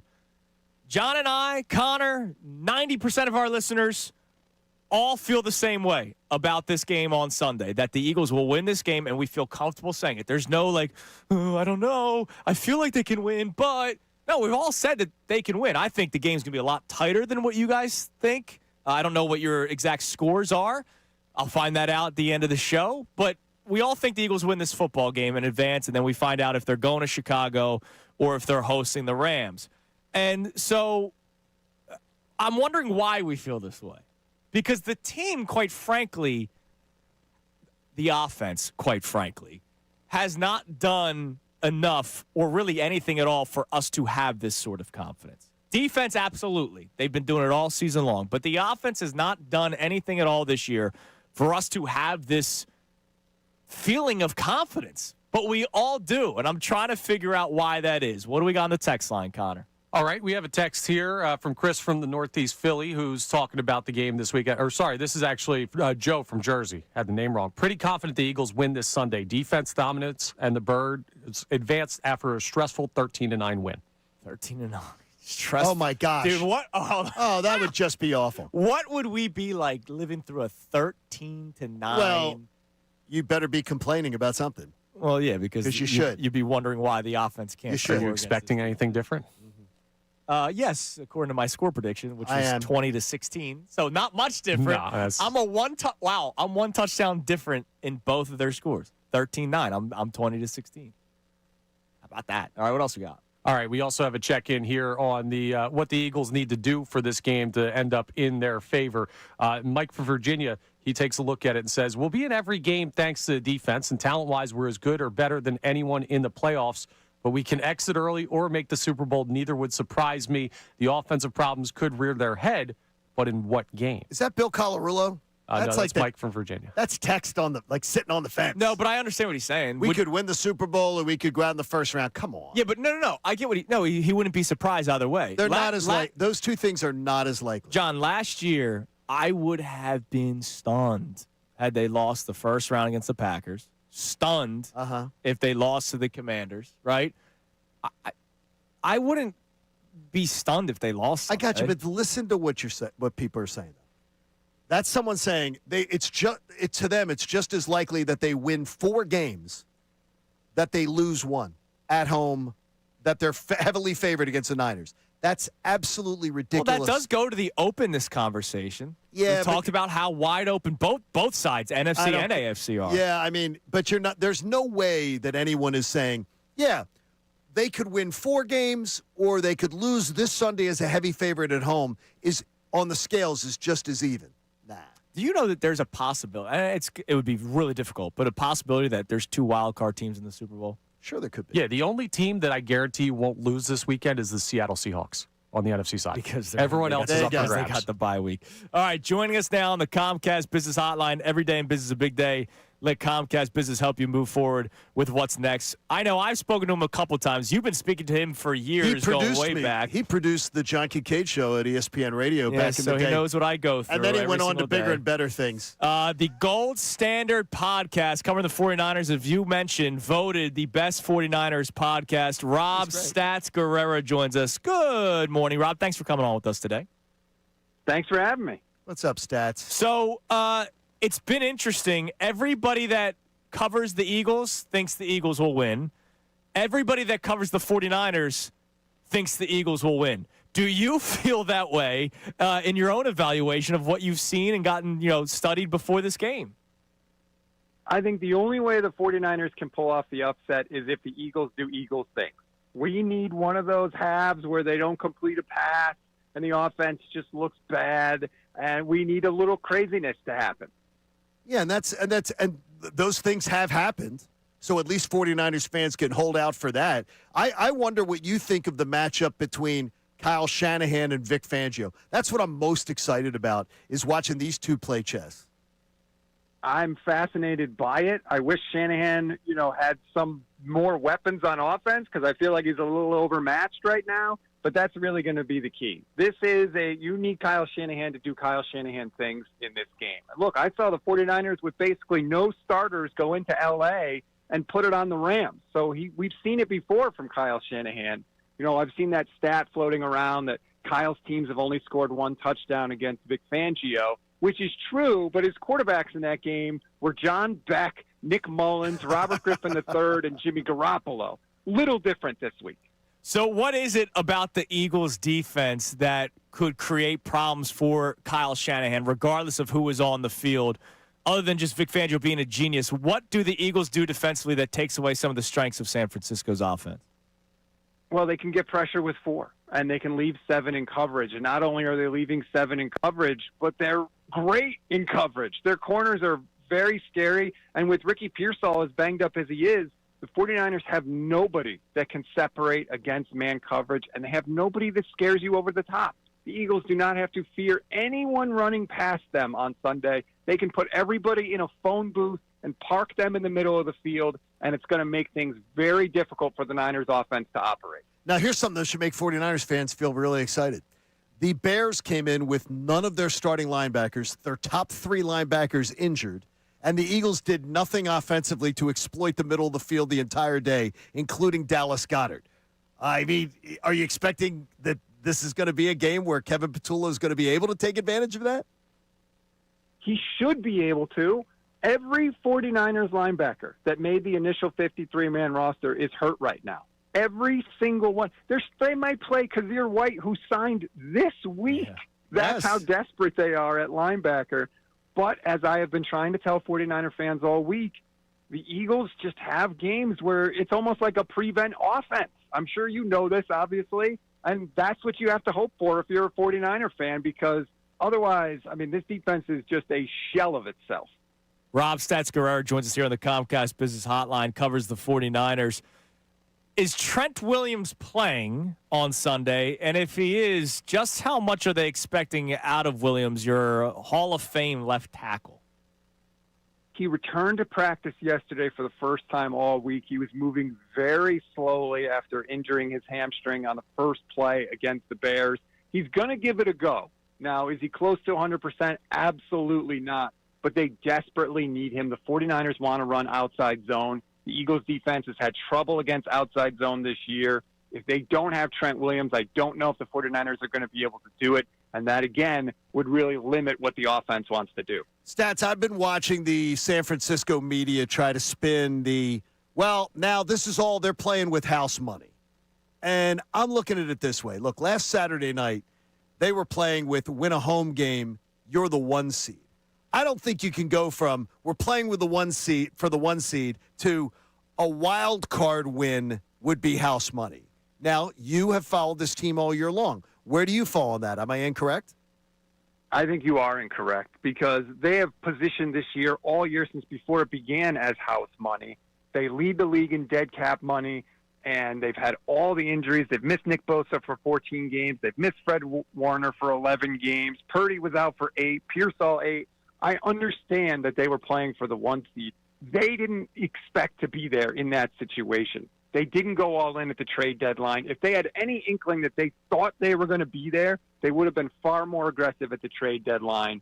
I think this is house money for this team, and if they can pull it off, great. But if not, this isn't the year of Super Bowl or bust with those sort of crushing expectations like they've had in the past. Yeah, I get that. It's the idea of winning a wild card game. I mean, winning a wild card game against an Eagles team that's been pretty flawed this year is what I'm saying. I'm not saying it's Super Bowl or bust, but to go from playing for the 1 seed to saying that winning a wild card game would be like house money to me seems it's almost like they're setting it up with the fan base as, hey, nice season. It's already over. Well, a lot of fans felt like that after they got bullied by Seattle. They got physically dominated. It was the lowest points and the lowest yards in the Kyle Shanahan era. And there was a lot of, air that went out of the fans' balloon after the loss to Seattle. Now, I don't think the players feel that way. It's not like the players are going into this saying, hey, it's house money. But I do think a lot of the fans view it that way. Stats, the biggest issue with the Eagles this entire season since week 1 has been the offense. John just mentioned the flawed Eagles team. I'm guessing Saquon Barkley's still the number 1 spot where Robert Saleh will try to take away. What's next after Saquon? Anything. I mean, here's the problem. The 49ers defense can't rush the passer. Myles Garrett had more sacks this year than the entire 49ers defense. They can't cover anybody, and they can't tackle. The 49ers missed 18 tackles last week against Seattle. So you could say it's Saquon, but they can't stop Saquon. They're not going to be able to cover Dallas Goedert with those linebackers in the middle of the field. And the corners, even though they've done an okay job this year, I don't love the matchup with A.J. Brown and Devontae Smith either. So it's sort of pick your poison. Who's the better team in the NFC West? Is it the Seattle Seahawks or is it the L.A. Rams? I think it's the Seahawks. Even though I think that Stafford is better than Darnold, I think this Rams defense is gettable. You can move the ball against them, particularly if you don't have to pass. If you can keep the game close and you can keep the running game going, the Rams defense is way more gettable than the Seahawks defense. Seattle's defense is like a friggin' python. They just wrap themselves around you and squeeze the life out of you. That's not the Rams defense. Do you think it's different playing, like the idea of playing Seattle home or away is a huge, huge difference? Because there's a lot of Eagle fans who, believe it or not, are already looking past this game this weekend, and they're saying they would rather see Chicago win because they want to see the Eagles go to Chicago instead of having a home game next week. I don't think that they want the Rams going to Seattle to try to do their dirty work for them. I don't think that going to Seattle is as intimidating as it was in years past, and maybe they're starting to come back now because their defense has sort of roared to life a little bit. But I wouldn't look at going to Seattle as like this big, overwhelming obstacle. I think you can get it done there if you need to. I don't really want to speak for you, but just in our 8 minutes of talking, it sounds like you're siding with the Eagles in this game. So go ahead, give us your prediction for the game on Sunday. I do expect the Eagles to win, although as I've been telling Niner fans, crazy stuff happens in the playoffs. The Eagles sometimes can beat themselves a little bit, and the path to victory, this is what the 49ers need to do. They need to take the ball first. They need to score a touchdown. They need to find a way to stop the Eagles. And sometimes Philly, they've gone 3 and out more than anybody else in the league this year. If the Niners can do that and get the ball back and go up by 2 scores, by 10 points, then they play the rest of the game on their terms, where their offense is always getting the ball back with a chance to make it a 2-score game again. That is how the Niners have won a lot of the games this year that you didn't think they were going to win. They've controlled the game script. So if the Niners can play that type of game, they got a shot. But if they can't, it could get ugly. All right. I like that. Listen, we appreciate the time as always. Enjoy the game on Sunday. Keep up the great work. We appreciate the time as always. Thanks, man. Thanks for having me. There he is, Rob Stats Guerrera on the Comcast. I mean, he had to keep hotline. Mike and Mike from killing themselves for years. Yeah, that must have. Based off the stories, that must have been tough. So he does not seem very confident in the 49ers. He's basically said the way the Eagles lose is the Eagles shoot themselves in the foot and weird things happen. Right. And I think that's one thing about Stats is a very very fair analyst. He's not pandering to the 49er fans going, I'm going to tell you what you want to hear. He's given them good analysis and saying, look, but there are things that the Eagles, if the Eagles don't cooperate, they're not winning. The 49ers are not winning. Let me ask you something, because I know you're a stickler for this sometimes. What's that? When you hear stats say the way for the Niners to win is to get the ball first and score, if the Eagles win the coin toss and they elect to defer, your thoughts? I do not. I look, Nick Sirianni, if you look at the numbers, when the Eagles have gotten the ball first, especially at home, their numbers are amazing of scoring. I think it's very. I don't like passive. I don't like the passive nature of it. And the amount of times that the Eagles have doubled up under Nick Sirianni, go do the research. It's like nil. I don't like passive. But then again, this is a team that said we don't care about the 2 seed. We care more about rest. We're the only team in the NFL that doesn't want to play for something. Still on this. So there it is. Yeah, it's the mentality. By the way, I don't know if you should feel offended or if this is a compliment. What's that? You're in the category of Chris Sims and Pete Prisco for someone. What about that? Why? Remember how I said I'm actually upset that Pete Prisco and Chris Sims picked the Eagles? Okay. Phil Rossifer on our YouTube chat said, Kincade being chesty is bringing out the Negadelphian in me. San Fran 17, Eagles 13. I hope I'm wrong. Well, considering that like last year, he may want to think that the person who told you to have NFC title game day back in May. Yeah, January 27th. Before the season ever, when the schedule came out. That's when dry January ended for me last year. It was a year ago before we even had training camp anything. You know, you may want to think about it. I've been positive on this team all year. I'm the most positive, I think, of the three of us. I'm the only one who says this team has a chance to go to the Super Bowl. Yeah, but Connor and Andrew say no. You know who's even more positive than you? Who? Let's go to our man Benny from Montgomeryville. What's up, Benny? What's up, brother? Good morning. What's going on, guys? Hi, Benny. Let's go. Listen, I think the Eagles will win the Super Bowl. Yes. Oh, I like that. That'd be great. I think they're going all the way. Well, that'd be fun. We're going all the way. We're going to win. Benny, what are you going to be doing game day? Are you working Sunday? I am working Sunday. I'll come find you. All right, and you're going to be doing Eagles chants all day for the people, get them fired up? Yes, sir. We're going to get them fired up. We're going to beat the 49ers. I think we're going to have a game in Chicago next week, or I'm hoping we can have a home game. I don't know. How does that work? Do we go to Chicago? Do you want to if Chicago wins, you're going to Chicago. So if Chicago wins, they're going to Chicago if the Eagles win. Okay. They're guaranteed to go to Chicago. So that's it. Okay. The only way you're not going to Chicago is if Green Bay wins. Okay. So think of it that way. Okay. Yeah, because who do you want to win? You want Green Bay or Chicago on Saturday? I think I would rather go to Chicago. Johnny wants the home game. I want the home game. I want the home game too, and then the Rams, come here. Yes. So that's what I'm saying. Like Green Bay is good.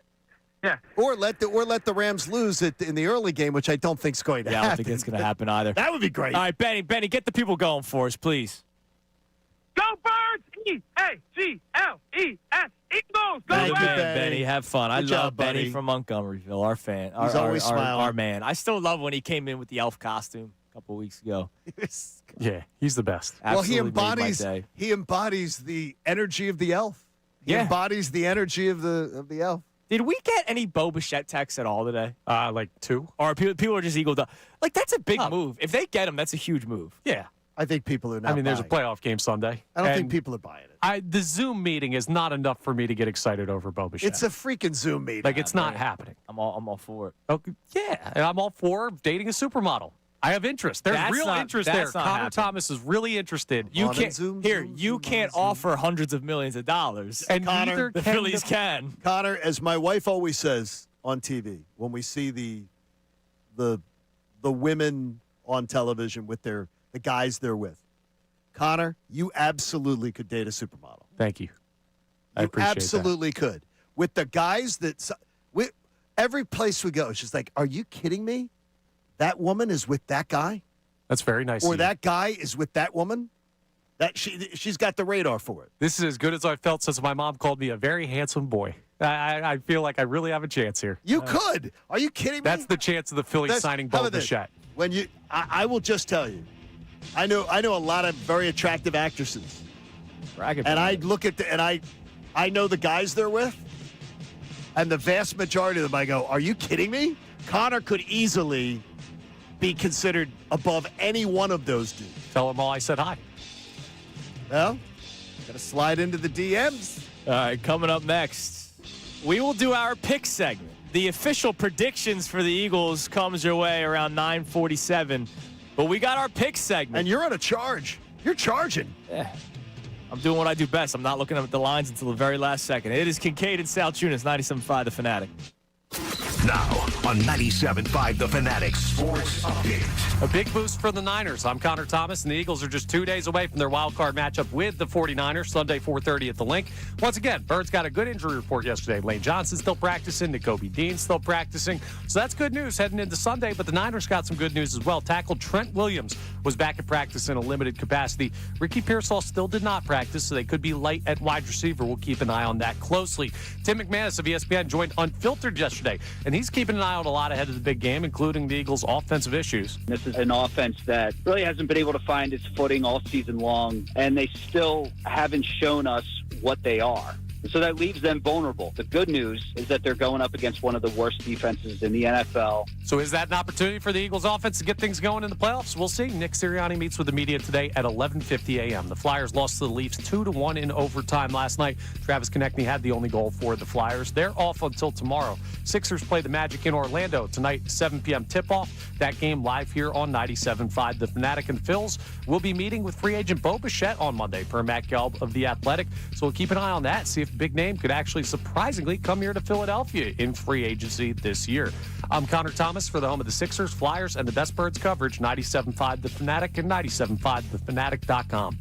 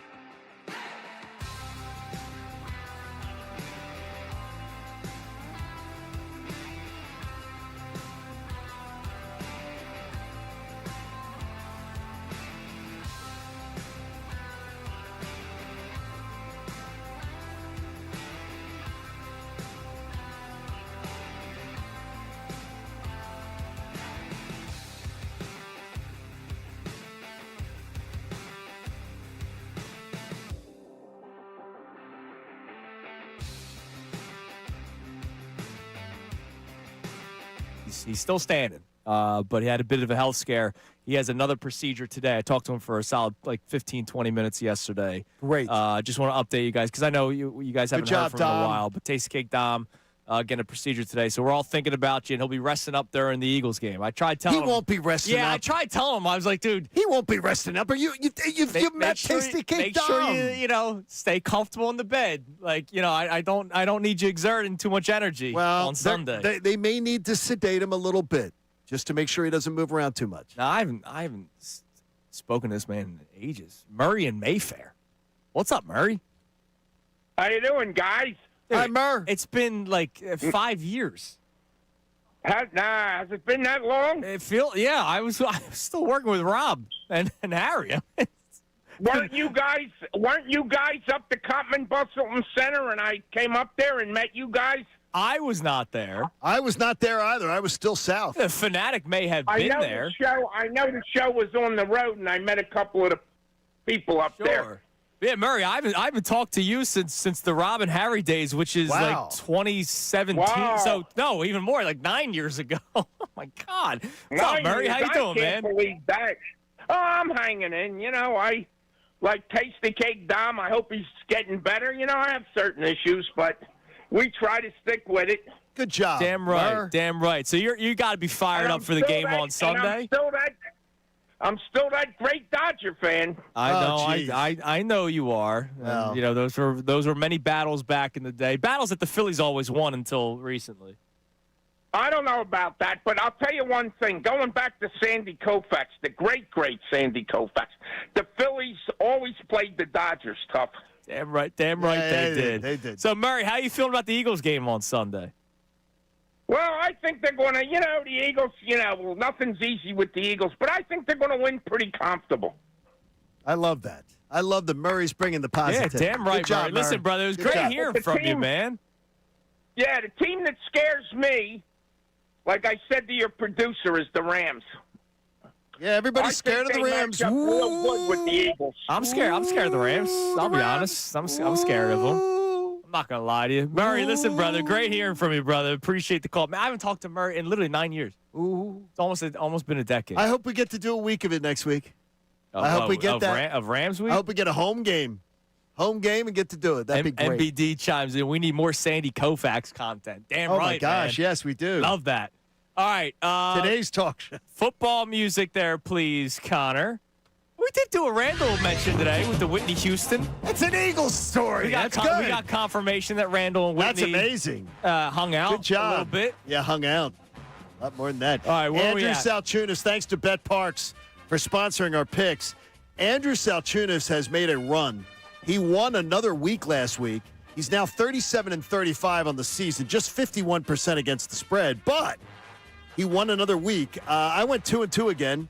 No surprise there. I've been 2-2 for a 7-week period. I'm 14-14 pretty much.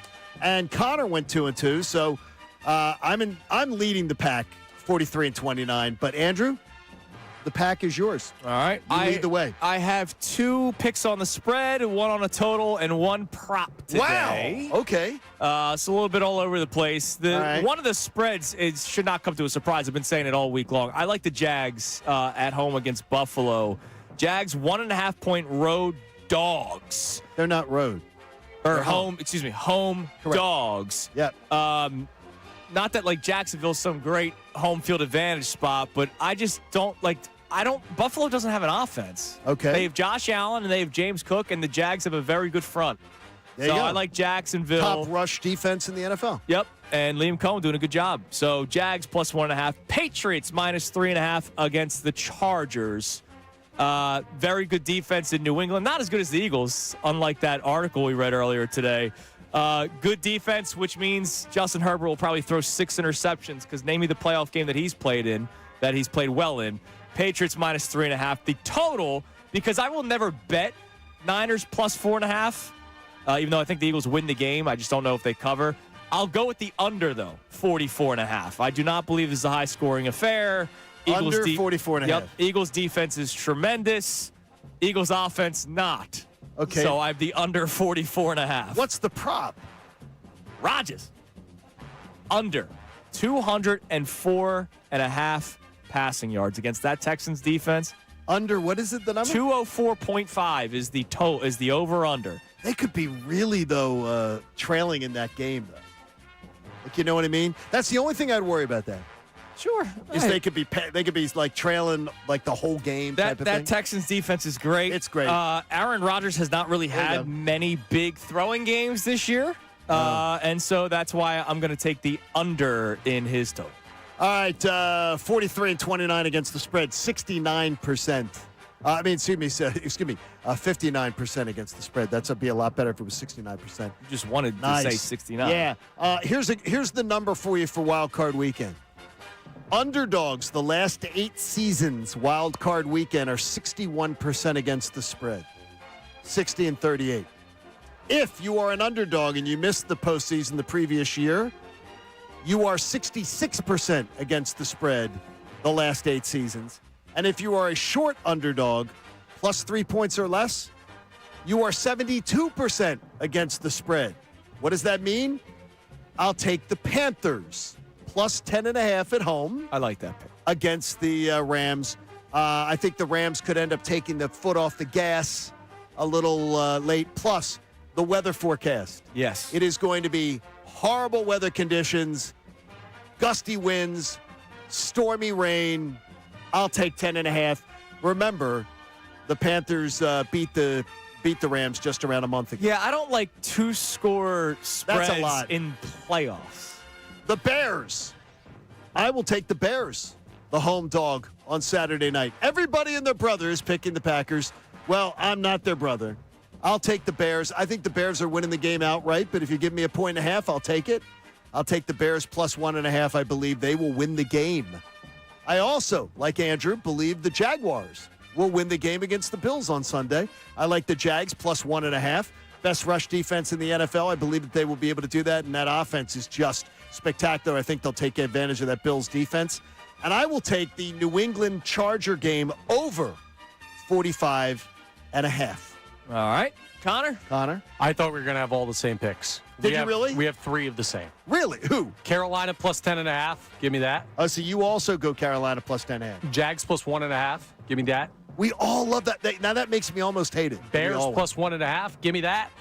And I'm also going to take the Texans minus 3 in Pittsburgh. I don't think the Steelers have a prayer in that game. We all love the Jags. You know what the total is in that game? The Texans 36.5. 38. Yeah. 38.5. We all love the Jags, though. So you're getting 3. You're giving 3, right? I am giving 3 for the Houston Texans on the road in Pittsburgh. All right, Connor, you need a perfect week to get to 500.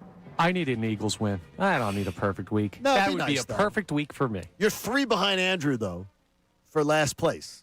You So hear don't those want to be footsteps? you don't want to be in the caboose. Click, clack. They hear me coming. And Andrew Bro, is I overtook you. You can't give me footsteps when I surpassed you. And Andrew Footsteps. is 6 games behind me, which is hard to make up, but not unforeseen. It's going to be hard, But- especially with the less and less games, unless Well- you and I are head-to-head on Well, some. only one game we're head-to-head on. So you could pick up 3, and I could lose 3 this weekend. So you could pick up 3 this weekend. You're making a charge, though. You've been much better in the last month, so good for you. By the way, I put a number out yesterday. Super Bowl hangover from winning last year. I put it on post-show headlines. That a number yesterday, Connor, and I wanted to get your number on it. Andrew was talking about it. If I said to you, Eagles in 3 playoff games, 51.5 points allowed. Over, under, you betting right now? Under. I bet the under also. I went over. Because But you didn't go over by a lot. No, you thought about the number. So my Niners, my prediction for this game is 20-16. So that's 16 points for the Niners. If they do play the Rams in round 2, I could see the Rams scoring 24 points. Right. So we're talking 40. Then you're the in NFC trouble. Championship game. I can't imagine a team's going to score 11 points. Or what if it's Seattle? Then you might lose that game 11-10, but Sam Darnold isn't putting 30 on this team. Right. I would take the under at like 46. Wow. I mean, then that would literally be like the 85 Bears and the 2001 Ravens, which I said the earlier. defense is unbelievable. I said it like earlier this month that it would be if they win 3 games and they're holding teams under 10 points, they have to be in that conversation of those other defenses. Yeah, I don't know about 10 points. I mean, that's why 51 and a half, you talk about 17 a game. You have to average 17 a game, and you hit the bet. I think they can. I think I could see them doing that, especially if the path was that they had to beat the 49ers, beat the Bears, beat Seattle. Then, definitely possible. I think they could get away with that. All right. Earlier this hour, we were joined by Rob Stats Guerrera. He mentioned a linebacker that the 49ers signed this week that will be starting for them. Who was that linebacker? Your clue, old friend of the Philadelphia Eagles. First person to text that in, 610-632-0975, will win our second pair of passes to the Philly Sports Trips True Fan Travel Tailgate just outside of Lincoln Financial Field this Sunday, 12:30 to 3:30. Congratulations from Chris from Morrisville, who won our first pair. We'll figure out who our second winner is on the other side. Also, we give our final thoughts and predictions on this Eagles-Niners game on this Football Friday here on 97.5 The Fanatic. Kincade Salciunas, 6 to 10 a.m.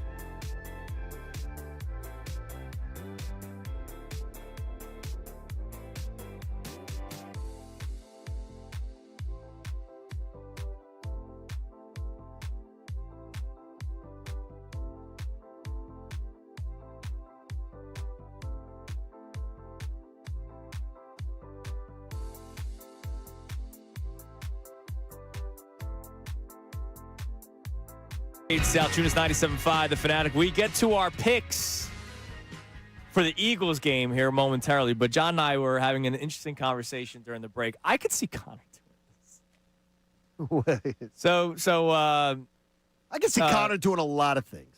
I say yes a lot. I'm not going to name the company. John's wife made a few purchases somewhere, and John was wondering, how could you spend that much at that location? And I said, well, I recently was at said location, spent even more.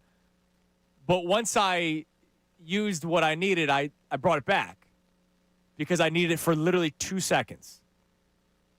And then then we start. I said I would never do that with clothes because I think that's disgusting. Okay, you're a disgusting person if you do that. If if you buy clothes to wear them and you're wearing them purposely to return them, you are a disgusting human being. I know friends of mine.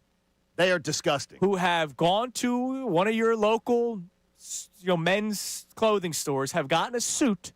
And how do they return it? Have worn the suit to a wedding and returned it the next Under what Monday, premise Tuesday, do they return it? And they get all their money back.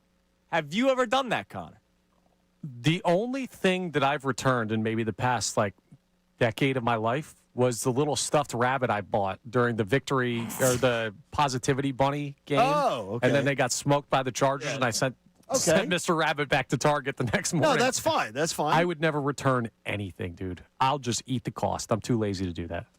Yeah, clothing's disgusting. You can't do that with clothing. Mine was a device that I needed to fix something with, and I would never use it again. And so I was like, I'm going to return this. I know somebody who did $40. I know somebody who I thought it was terrible. They wanted to clean, and this was down south. They wanted to clean out like an overgrown backyard. Okay. And they went to one of the home improvement stores. And they bought like the chainsaw and the weed whacker and all that stuff. And they went to do this entire clean out, did it all, and then returned them. I said, "That's oh my God, really?" Yes. Well, how did they get that return? Like the thing that they returned it and said, "This isn't what it didn't work." That's all they did? Yeah, and they returned it, and they had the box, and they did it. They cleaned it up. Oh, God. I mean, you're talking to someone who's working returns at a big box store. They're probably not fighting you on stuff. And they did, and they cleaned out.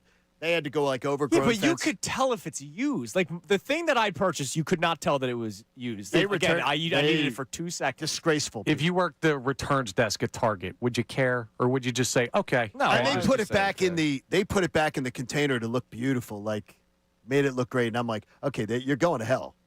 You're going to hell. That's the line on hell. You're gonna used weed whacker. You're bad. You're bad. That's a bad. That's theft. That is theft. A lot of people chiming in on this. On you. No, you can go to places where you can rent equipment. That's you can renting. Different than borrowing. No, you can go to the same stores and rent equipment from them and return it. You can rent them. Mopar. This is a big one, and I know this is done. What? Halloween costume. You wear it Halloween. You return. See, I didn't think you could return Halloween costumes. Can you? Apparently, Mopar has. I didn't think you could.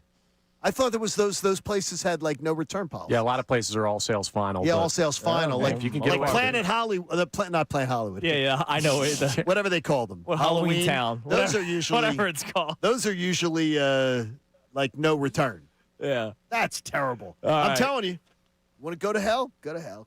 If that's the line, I'm already there, baby. Look, mine was not hell worthy. That's terrible, though. You're stealing. That's stealing.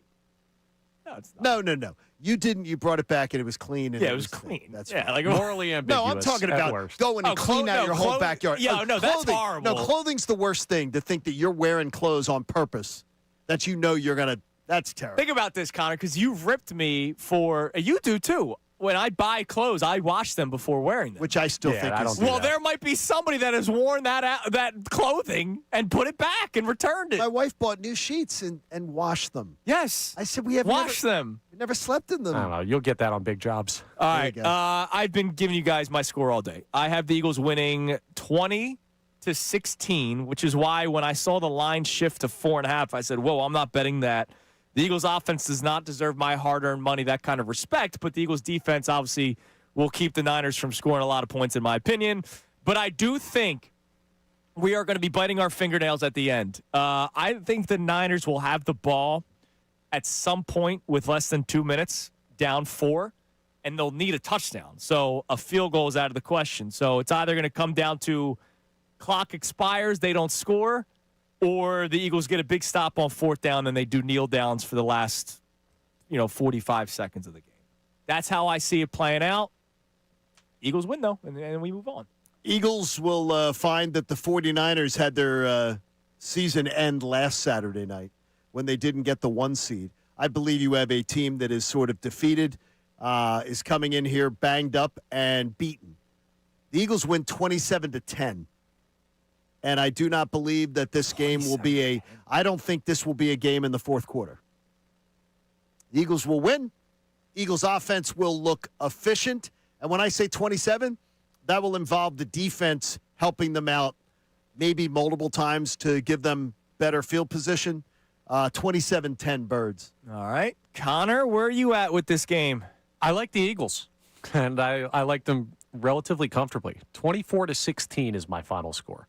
That's and a one-score game, though. The only way that they get there is by scoring late and then going for 2, which is why I have the 16-point. Like, I think that's going to be a garbage time to get it to that number. So cosmetically close. Now, what I do think happens is the Eagles get after them early, and then they take their foot off the gas. So it's a 0-point second half. A Philadelphia special. Okay, now not the Philly special. Now let me ask.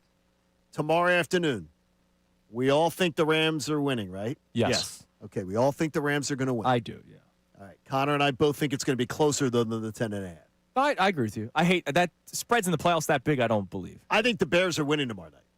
I agree. I don't think the Packers have a prayer. Yeah, I think the Bears win. Green Bay's too banged up. Unless Jordan Love has... The Bears, remember, Packers are favored. Yeah. And if you look at the media is very heavily on the Packers. Yeah. I can't see them have back-to-back bad offensive performances. I think the Bears are going to have a show-out game. Yeah, I like How the about Bears. this? I think it might even be a rout. real not a rout, but one where everyone's going, wow, look at those Bears.